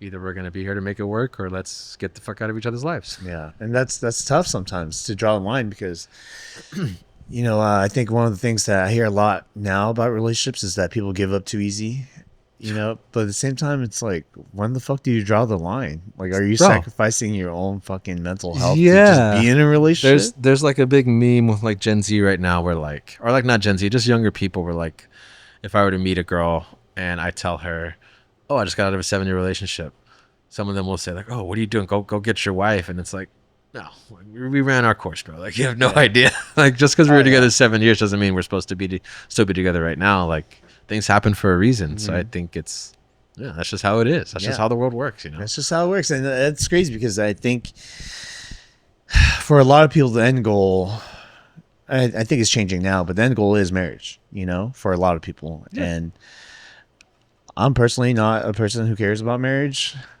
And that sounds like very taboo to people. Like even my mom was like, "What the fuck do you mean you don't want to get married?" Yeah. And I don't think it's a very rational decision most of the time. Mm-hmm. Right? I remember I had this conversation with my mom, which was kind of crazy because she had just gone off the phone with my ex. At that time, she was already my ex, and I think she mentioned something to my mom like, "Oh yeah, one of the reasons why we didn't work out was because Peter doesn't want to get married." And that was news to my mom because I've never told her that. Mm-hmm. And she was like, "What the fuck? What do you mean you don't want to get married?" And I told her, I was like, "I just don't want to get married." She's like, "That's wrong. That's Why? wrong." And I was Why? like, "Why? Why is it wrong? Why is it wrong?" She's like, "You have to get married. Just cause." And then I had like the most real conversation with her, which I think caught her off guard. My mom is twice divorced. So when she told me that, I was like, "You really want to know why one of the reasons why I don't want to get married?" And she's like, "Yeah, tell me." I was like, "Because I have a mother who's twice divorced, hasn't worked out for her, and she always seeks happiness within a relationship instead of within herself. That I don't want to be like that." And she was like, "What? What do you mean?" And I was like, "I don't understand how you don't get what I'm saying because the evidence is right there. Yeah. You live it through your own life, It- but somehow it's so instilled in her belief that it's wrong for you to not be married." And I feel like that's where part of her unhappiness comes from. Because in a certain way, maybe my mom feels like she has failed. It's crazy how our parents will sometimes trip out when they realize that we did pay attention to how they were moving Oh, yeah. and that we actually did take advice from it in some way to apply to our own lives on what not to do. Because that's essentially like how I had the same conversation with my pops. My mom was okay with it. Basically, like in my last relationship, we had agreed we didn't want kids. When you're together 7 years, that conversation has to come up. So we had established we didn't want kids. So I think before that, I had kind of I was like, yeah, I want kids. But then I realized that there wasn't really a clear reasoning as to why I wanted kids. Like she had asked me, she was like, why do you want kids? And I was like, well, legacy. Like who's going to take my last name? And she was like, that's not a reason. She was like, that's not a reason to have kids. And I was like, oh, that's all I got. I'm like, I don't fucking know another reason to have kids then. That's all I've been taught.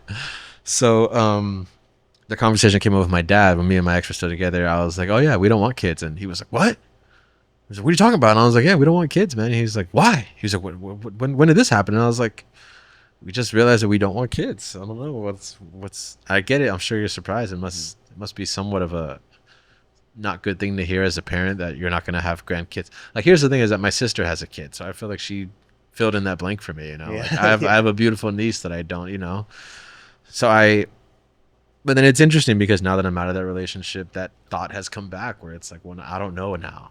I don't know again, because maybe that thought that I had was just came from the fact that she didn't want kids, So, I think that's just goes back into the people pleasing, realizing Yeah. things that we do in order to, I don't know, I guess mold ourselves into people that we're associated with or that we're with. Trying to make the pieces that don't fit. Yeah. Try not to rattle the cage too much. Trying Yeah. to, keep the peace. Oh. That's what real happy people do. So I have this belief that I think people are going about kids and marriage all wrong.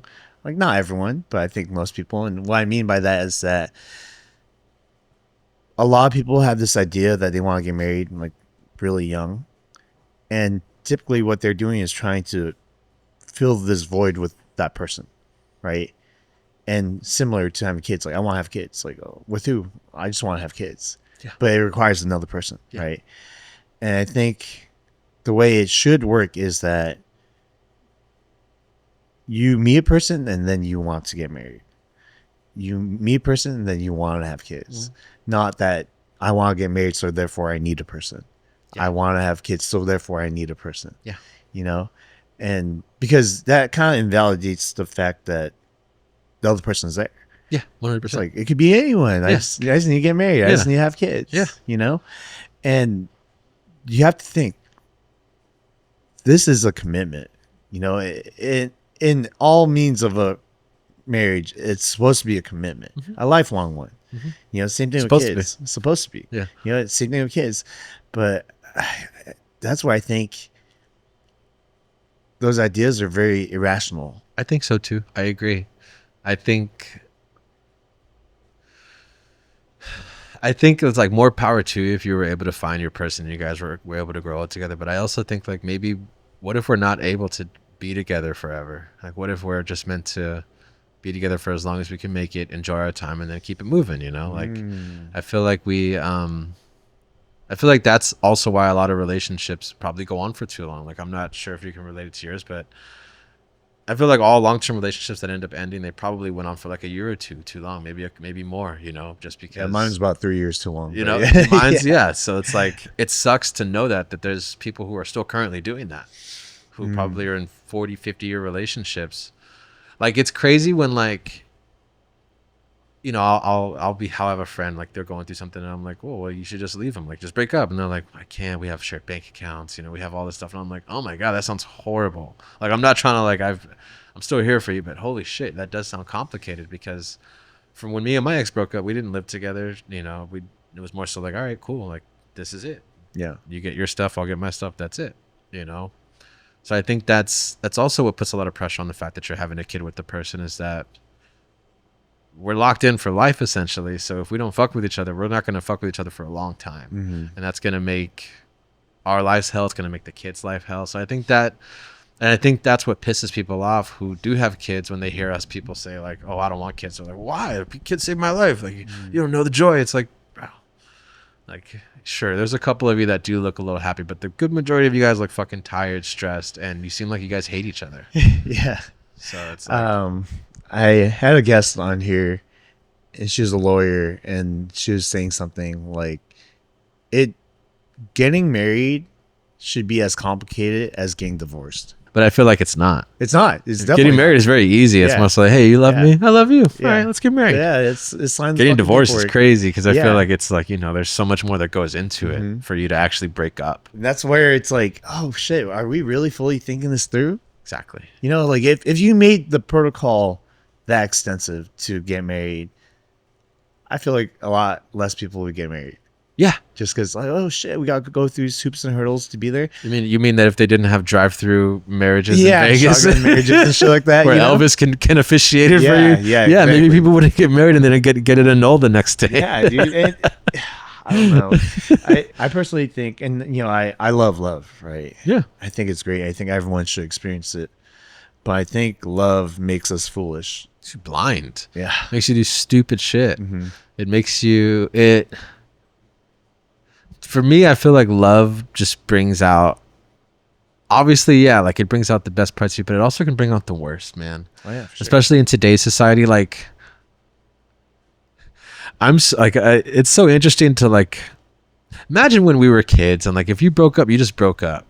You know, maybe you would hear of them talking shit in school or something like that. Yeah. But it wasn't like now, Mhm. where like you can get like a burner Instagram and like go watch their stories, or you know, there's so many things that you can do to make the breakup more toxic for yourself. It's crazy. Yeah, it's dude. Yeah, it's definitely, again, we live in a different day and age now, right? I remember, so my longest relationship was the 10-year one, and I was working with one of my homies who also knows my ex, and he mentioned, I don't know why he said this to me. I think he just wasn't thinking, but he's like, "Oh, isn't your ex getting married?"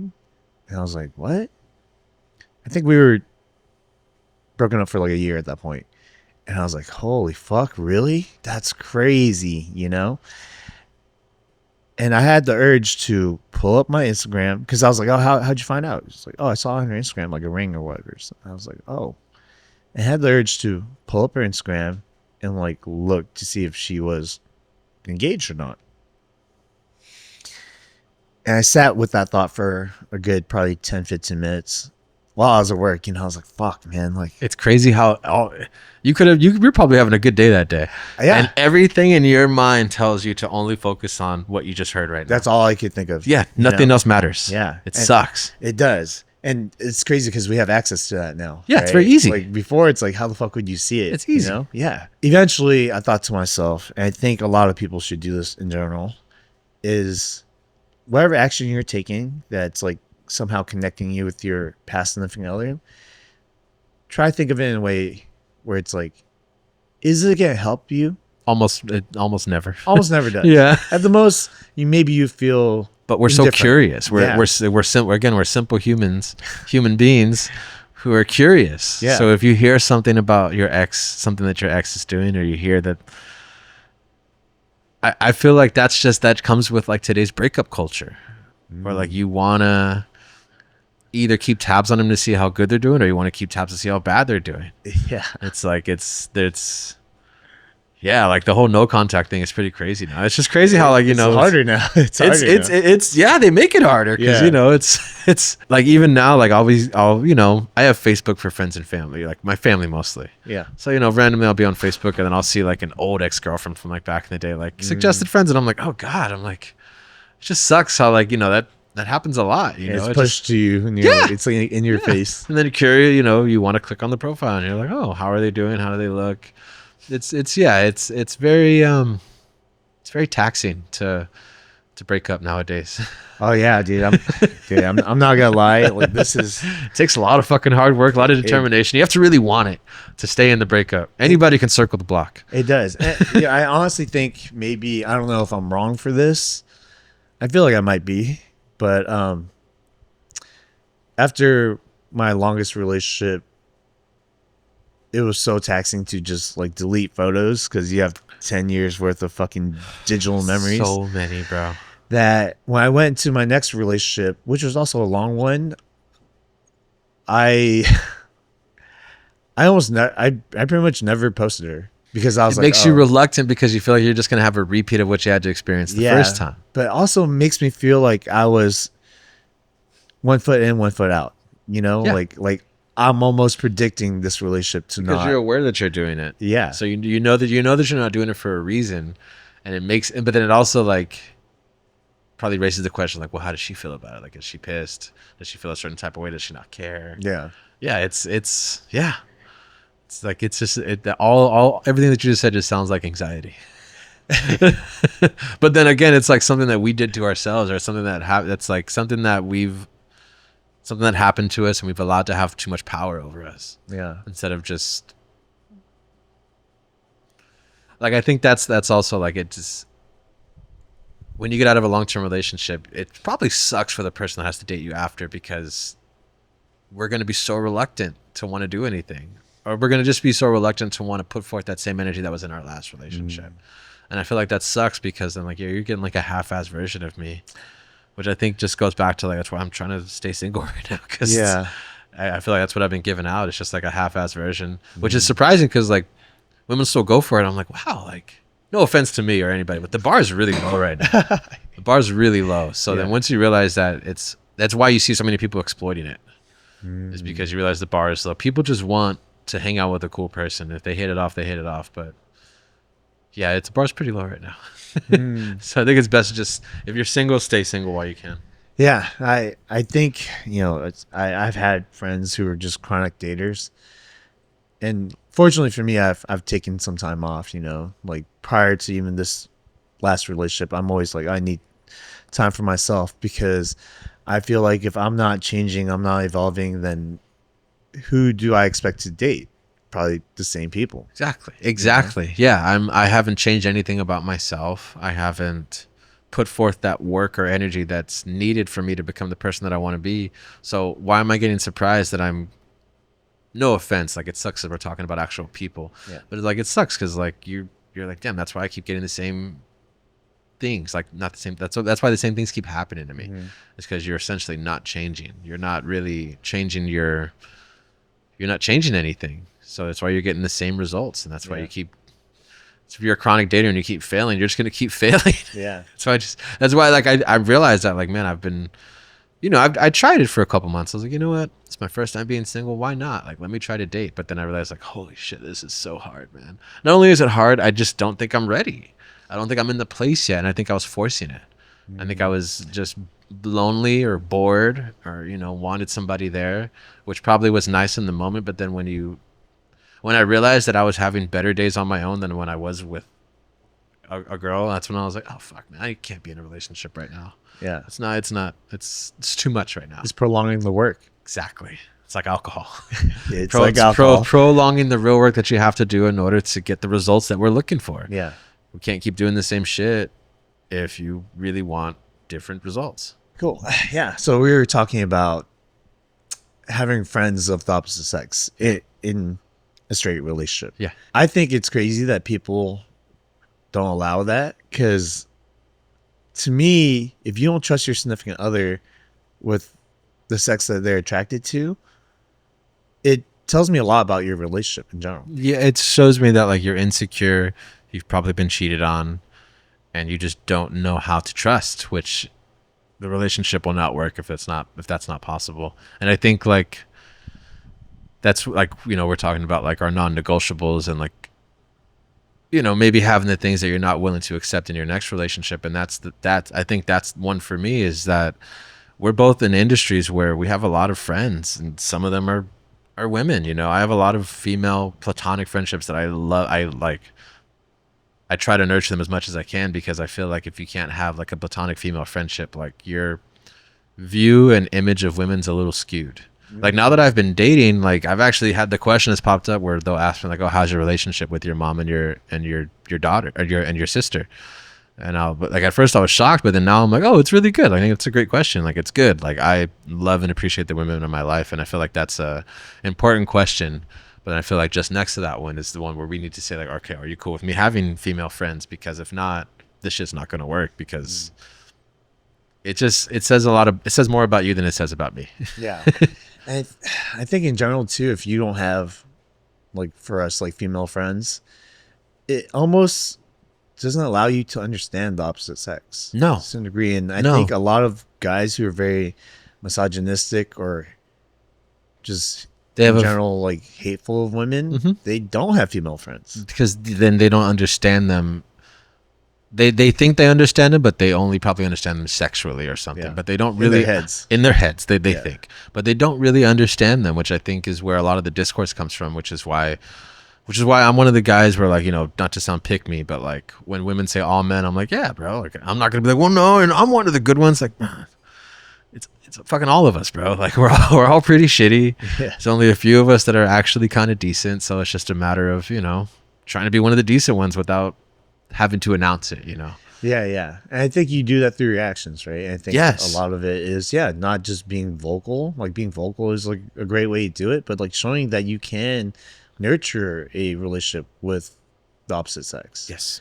You know, and to me, it's like there's no better way to understand women than having women friends. That also, like, if you're saying that, that also tells me that you've never actually been friends with the people that you've dated.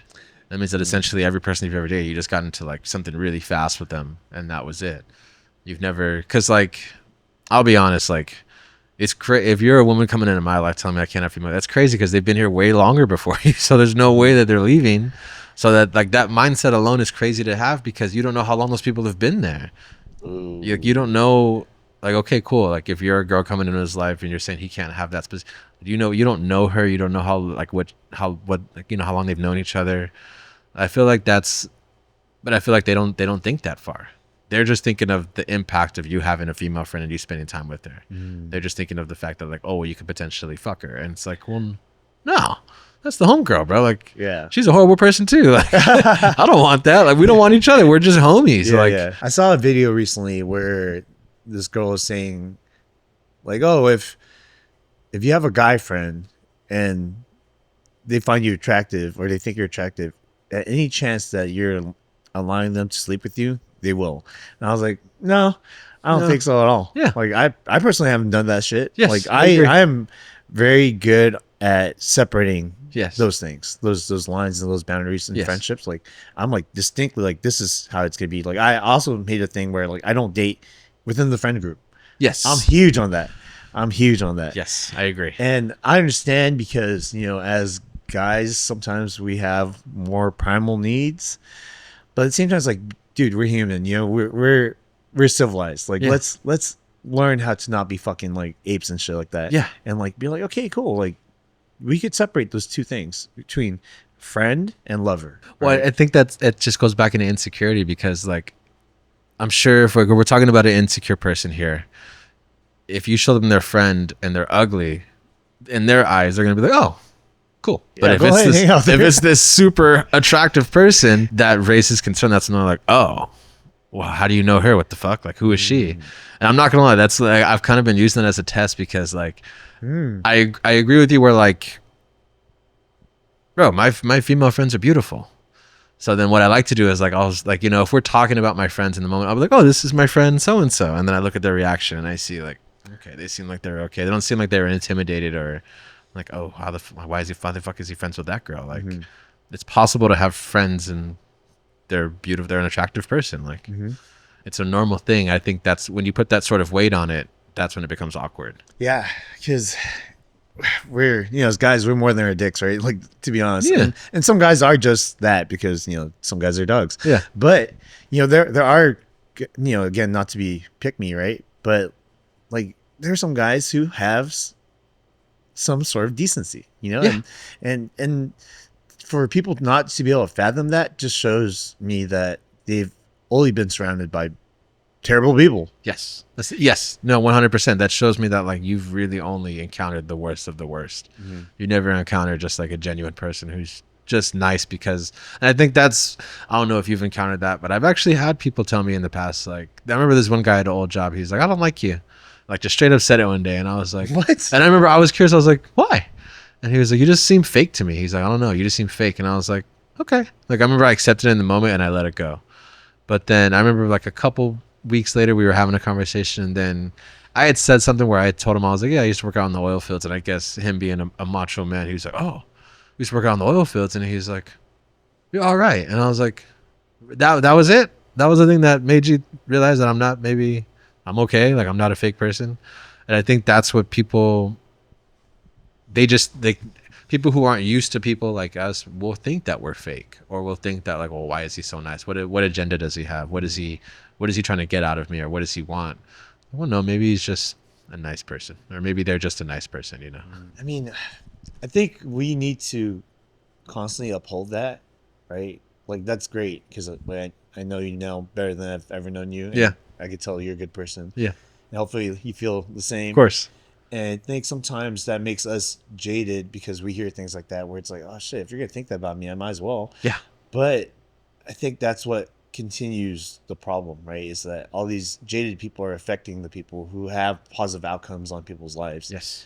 Like, we just need to stay true to ourselves and, you know, stick to our agenda and be like, hey, you know, and regardless of what you think about me, like, it's not like that. Yeah, I think that's in the light of being a people pleaser, what's given me peace is realizing that not everyone's gonna like me as a man, as a human being, as a DJ, and all my walks of life. If I can get most of the room in there to like me, there's gonna be one or two people who aren't gonna fuck with me, and that's just how it is. And I've learned to be okay with that instead of wondering why. Instead of asking myself, well, why? Like, what did I do? Like, man, we don't mess with everybody on this planet. Like, some people are just not meant for us, and it's vice versa. You know, it's not even like, and I don't think it holds that sort of power where it's like, well, they don't fit in my life. It's like, I don't fit into theirs. Like, we're just not meant for each other, and that's okay. Yeah. You know, I think life becomes a little bit easier when you stop putting so much weight on stuff like that. Yeah. And, you know, for me, I think this might be an unpopular opinion, but I don't think everyone needs closure. Yeah, you're not owed shit. None of us are owed anything. So sometimes you have to accept that you're not going to get closure, and that you have to just pick up the pieces as from how they fell. Yeah. Because like I agree. Like, I think, again, we're so simple where we are looking for that like sort of grace where it lets us know like we did the right stuff, but maybe you'll never know. Maybe it's just a matter of just moving on. Maybe you don't have to keep pondering on like, well, what could have been, or why did that happen? It's just, the shit happened. Accept it and keep moving, basically. Yeah. I think that's what causes a lot of, at least for guys, you know, because we're guys and we speak on that, is like ruminating on what other people think of us because we have to uphold ourselves to like the highest standard of everything. Yeah. Right. Like, if we do anything, we got to be the best at it. And it's like, why? And what does that even mean? And how subjective is that? Yeah. You know?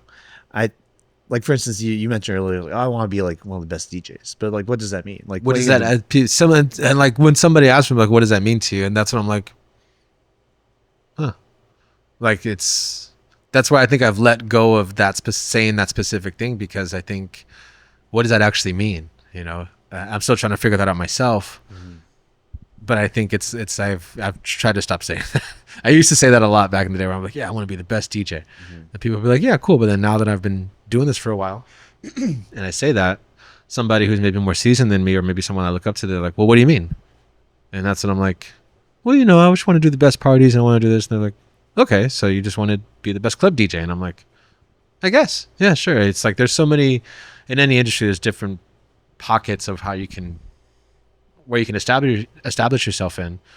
But I think, yeah, I've tried to stop putting so much weight on like I want to be the best ever, because what if it doesn't happen? Mm. Am I going to be on my deathbed saying, man, I should have streamed on Twitch more. Yeah. Should have posted 3 times a day on TikTok. Mm. That would have worked out. It's like, no, man. Like, And just this, enjoy the process. I think this might be a dangerous thought, but I think this applies more right now, and not to everyone. But I think we need to learn how to be more content with things. Patience, Yeah. content. That's what I've really, because like I think when after the breakup happened, I envisioned how I saw my life, but that shit wasn't happening anytime soon. I was like, fuck, man, why am I not buff? Why am I not tatted? Why don't I got my dream car? Why don't I have all this stuff? And I'm like, man, all that, first of all that stuff's materialistic. But then I realized like all the stuff that I really wanted, it wasn't going to happen when I wanted it to. It's not going to happen just because I am now ready for it. That's not how it works. So I think I've realized, yeah, like being content with the mundane and being patient with the process really is what I'm learning. And consistency, those like 3 things, is the consistency, do I believe, like what I truly believe is being successful in today's modern world and society. Yeah. Because if not, it's very hard to like block out the noise and not get overwhelmed with whatever else is happening in the world. Like you really do have to have all your eggs in order, you know, and have a game plan, you know. Mm-hmm. I like to say that, you know, as of right now, I'm taking things day by day, but I'm also trying to get to the point to where I can have a plan and stick to it, because ultimately, you know, the way you got to move in this world is you got to be calculated. Yeah. You know, obviously you do want to just enjoy it. Like I do, bro. If I wasn't a DJ, I would just be enjoying my day to day. But it's the fact that I have chosen this career that puts pressure on, that I allow to put pressure on myself, where I feel like I have to keep accomplishing. I have to keep setting goals in front of myself that I want to keep accomplishing. Sometimes that gets exhausting though. Sometimes I just want to watch a show. Sometimes I just want to, you know, have lunch with a friend and not talk about what I have going for the weekend or what I want to do. Because sometimes, you know, when you're too close to the plan or whatever it is that you want to do, you can't see everything, you know? Yeah. You got to take a step back. And I've realized that's when I get the most inspiration, is when I'm outside of my career. So when I'm hanging out with my sister and my niece and my pops, or when I'm getting lunch with a friend, or taking myself on a personal day and just seeing the beautiful city that we have as Los Angeles, you know, just taking inspiration from all the different parts of your life is what I've realized is key to actually getting the job done, you know, because if not, it's just all work, no play. Yeah. And, you know, unfortunately, like we all have to work, I think, above what we actually need, just because, you know, we are a society that's driven by materialistic things. Yeah. But what are we sacrificing to do that? You know, I have a friend, she recently said something, and I used to think about work in a way where it was kind of toxic. Like, yeah, just work, just grind, like do that shit all the fucking time, right? Like no days off, whatever's. And then I thought to myself, like why though? You know what I mean? I'm like working till my death. And my friend, we caught up a little bit, and she told me that before she was working 32 hours at a hospital, I think.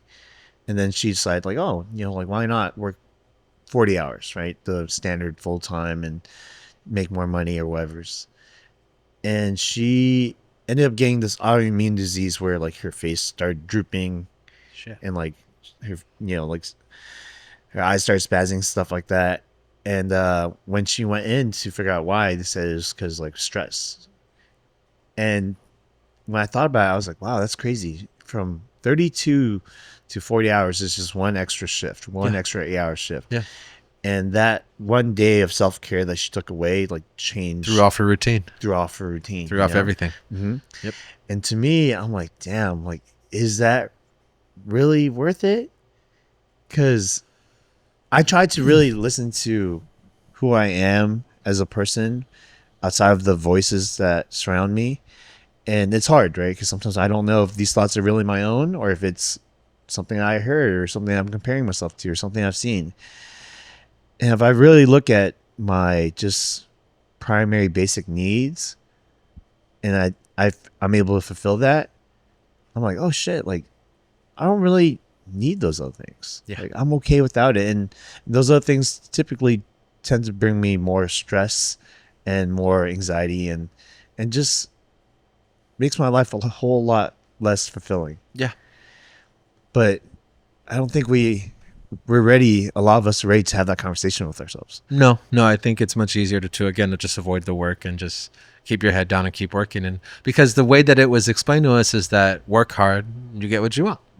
Work hard in anything. Whatever you do, just work hard and you'll get what you want.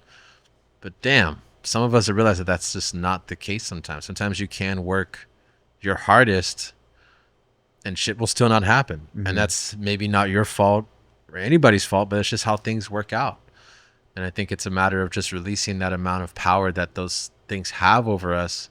Because yeah, like again, we're simple people, you know, we just having like my busiest weeks, yeah, I'm busy and like I'm posting and like I feel like, man, like I'm out here. That's also when I'm fucking tired and I feel like I'm running on E and I'm probably eating one meal a day, horrible food, fast food, and just not really caring for myself and not really taking the time that I need to really feel like I'm setting myself up for success every week, because that's what you have to do. Like you said, like you're going to the beach now and you realize like that's what works for you. So it's like, we realize we have to do these certain things to set us up.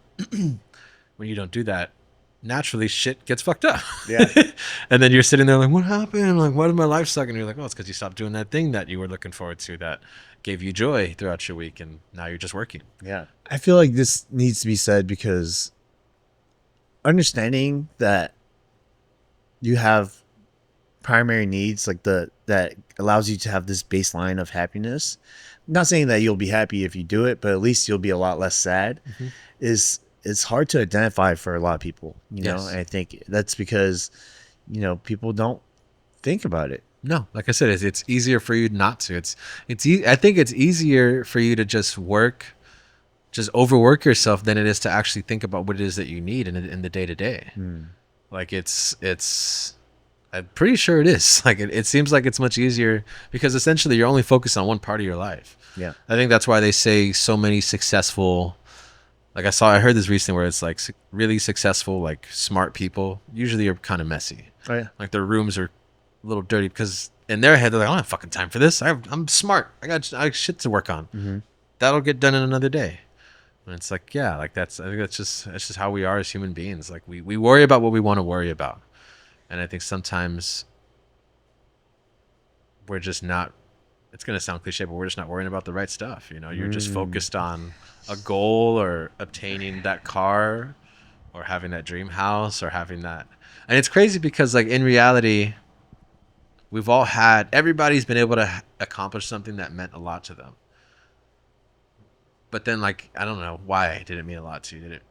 If it meant a lot to you just because you wanted to accomplish it, then that's cool. But then like, I think some of us accomplish things because of how it looks or so that people perceive us in a better way. Like when I did Coachella in 2023, I was so hyped because I was like, this is going to change everything. I was like, everything that I know about my career is going to change. Kind of did in that moment, but not really. Not really. I put way too much pressure on that opportunity and I thought that it was going to change everything. It gave me perspective and it was an amazing opportunity that I'll always be grateful for. But did it change my life completely? No. I think you're not your accolades or your accomplishments. Yes. I think it's good to have them because it's something to strive for, but it's not something that you have with you all the time. Well, like you said, like in the intro, you said, you know, essentially things that you would put on your gravestone. Are we going to put like podcaster, DJ, Yeah. travel? Like, no, it's going to say the simple stuff. It's like he was a great friend, son, husband, great person. That's basically it. It always says those things, you know. Rarely will it tell your whole fucking life story about all the things you accomplished and stuff. You know? Yeah, you're right. You're right. So let me ask you, what would you say is the things that determine your baseline happiness? Like these are the things that you need in place for you to be happy. So again, I'm a Libra, so I'm all about balance. So like, I mean, the key parts for me right as of right now, staying active, staying creative. Those are like those two main things. And then staying open. Staying open to, because again, like old Christian, I've said no. My nickname used to be Christian Bales, because I would bail on so much shit. I would be like, people please. I'd be like, yeah, like you invite me to something, I'm like, I'll be there. Yeah. And then when that day come, I'm like, I don't want to go. And so like I kind of had that name given to me because I would bail on stuff. But I think I've tried to stay open, which has allowed me to experience things that I've never experienced. Like I think just allowed me to actually start experiencing life in a way that I never thought I would be able to. And I think that's what is keeping me like this perfect example is this. Like to me, this is like a form of therapy, but I'm only here because I said yes, or I'm only here because I decided to get in my car and drive over here. And so I think just staying open has been giving me a lot of happiness recently, and just realizing that my life doesn't have to stay my life. Like things can change. I don't even know what it's going to change into, but it's so exciting. I think that's what keeps me going right now, is that it's very exciting it's like I'm reading a book. I'm reading a book about myself right now, but like every day, like I'm learning more, and like I'm finding out more about this character. I'm unlocking new features I never thought were possible. It's like it's really exciting. Don't get me wrong. I still have my days like yesterday where it's like, fuck, like, is the work that I'm really doing right now, is it working? But then look at me now, like the very next day here talking to you on your platform and just sharing my story. So I feel like I'm been staying open and realizing to take the good with the bad and not let the bad have so much weight over the good. All right. So I have 3 questions for you. Okay. What makes you uniquely you? What makes Christian Thurston Christian Thurston? I mean, it's funny because I think it's also like kind of my faults too, but I think I'm just extremely curious and empathetic. I think those 2 qualities, and I think I used to look at them as like faults. Where I'm like, man, like maybe I'm too empathetic. Maybe like I feel too much. But I think especially with what I do as my career, like I think it's important that I feel and that I can empathize with people and try to determine. Essentially, DJing is like I'm judging people. I'm judging people when they say reading the crowd. What they really mean is judging people. We're really judging people, okay, in the nicest way possible, but we're judging you. We're trying to figure out what you would like. So like I think that's what I have been doing. It's like, yeah, essentially. All right. Second question is going to be, what was a monumental event in your life that's changed everything, good or bad? Coachella was one. Coachella was definitely like a moment where, you're a bedroom DJ for such a long time, and like you see like Daft Punk and stuff like that. You see like different DJs that you look up to, and you're like, man, like I would love to be on there. And then when you finally get on a stage similar to that, it's just it makes all your hard work worth it. It really does. But I think, again, that I put a lot of pressure on that opportunity. I would say that's probably one of the best ones, definitely, where I feel like it let me know that the hard work that I was doing was actually amounting to something. And I think the worst was definitely like a 7-year breakup and my grandpa dying in the same week. And I think they happened in the same year, because I did Coachella last year. And then at the end of and to me, like that set my year up perfectly to where I was super busy. But then at the end of that year, that's when life gave me like a check, and it was like, oh, hey, well, just so you know, you're going to lose your relationship and your grandpa. And like everything that I knew that was making me happy was not. So yeah, it's those 2 things. And it's crazy because they all happen in 1 year. Ups and downs, extreme highs and extreme lows. Yeah, that's wild. All right, and then my last question is, how do you want to be remembered? A great friend and a great storyteller through music. I definitely want to be known as like somebody that people could count on, but that's somebody. Yeah, I want to be known as somebody that people can count on, because I feel like that holds a lot of weight in today's world. Just being a reliable human being for people, not even just in work, or just being there.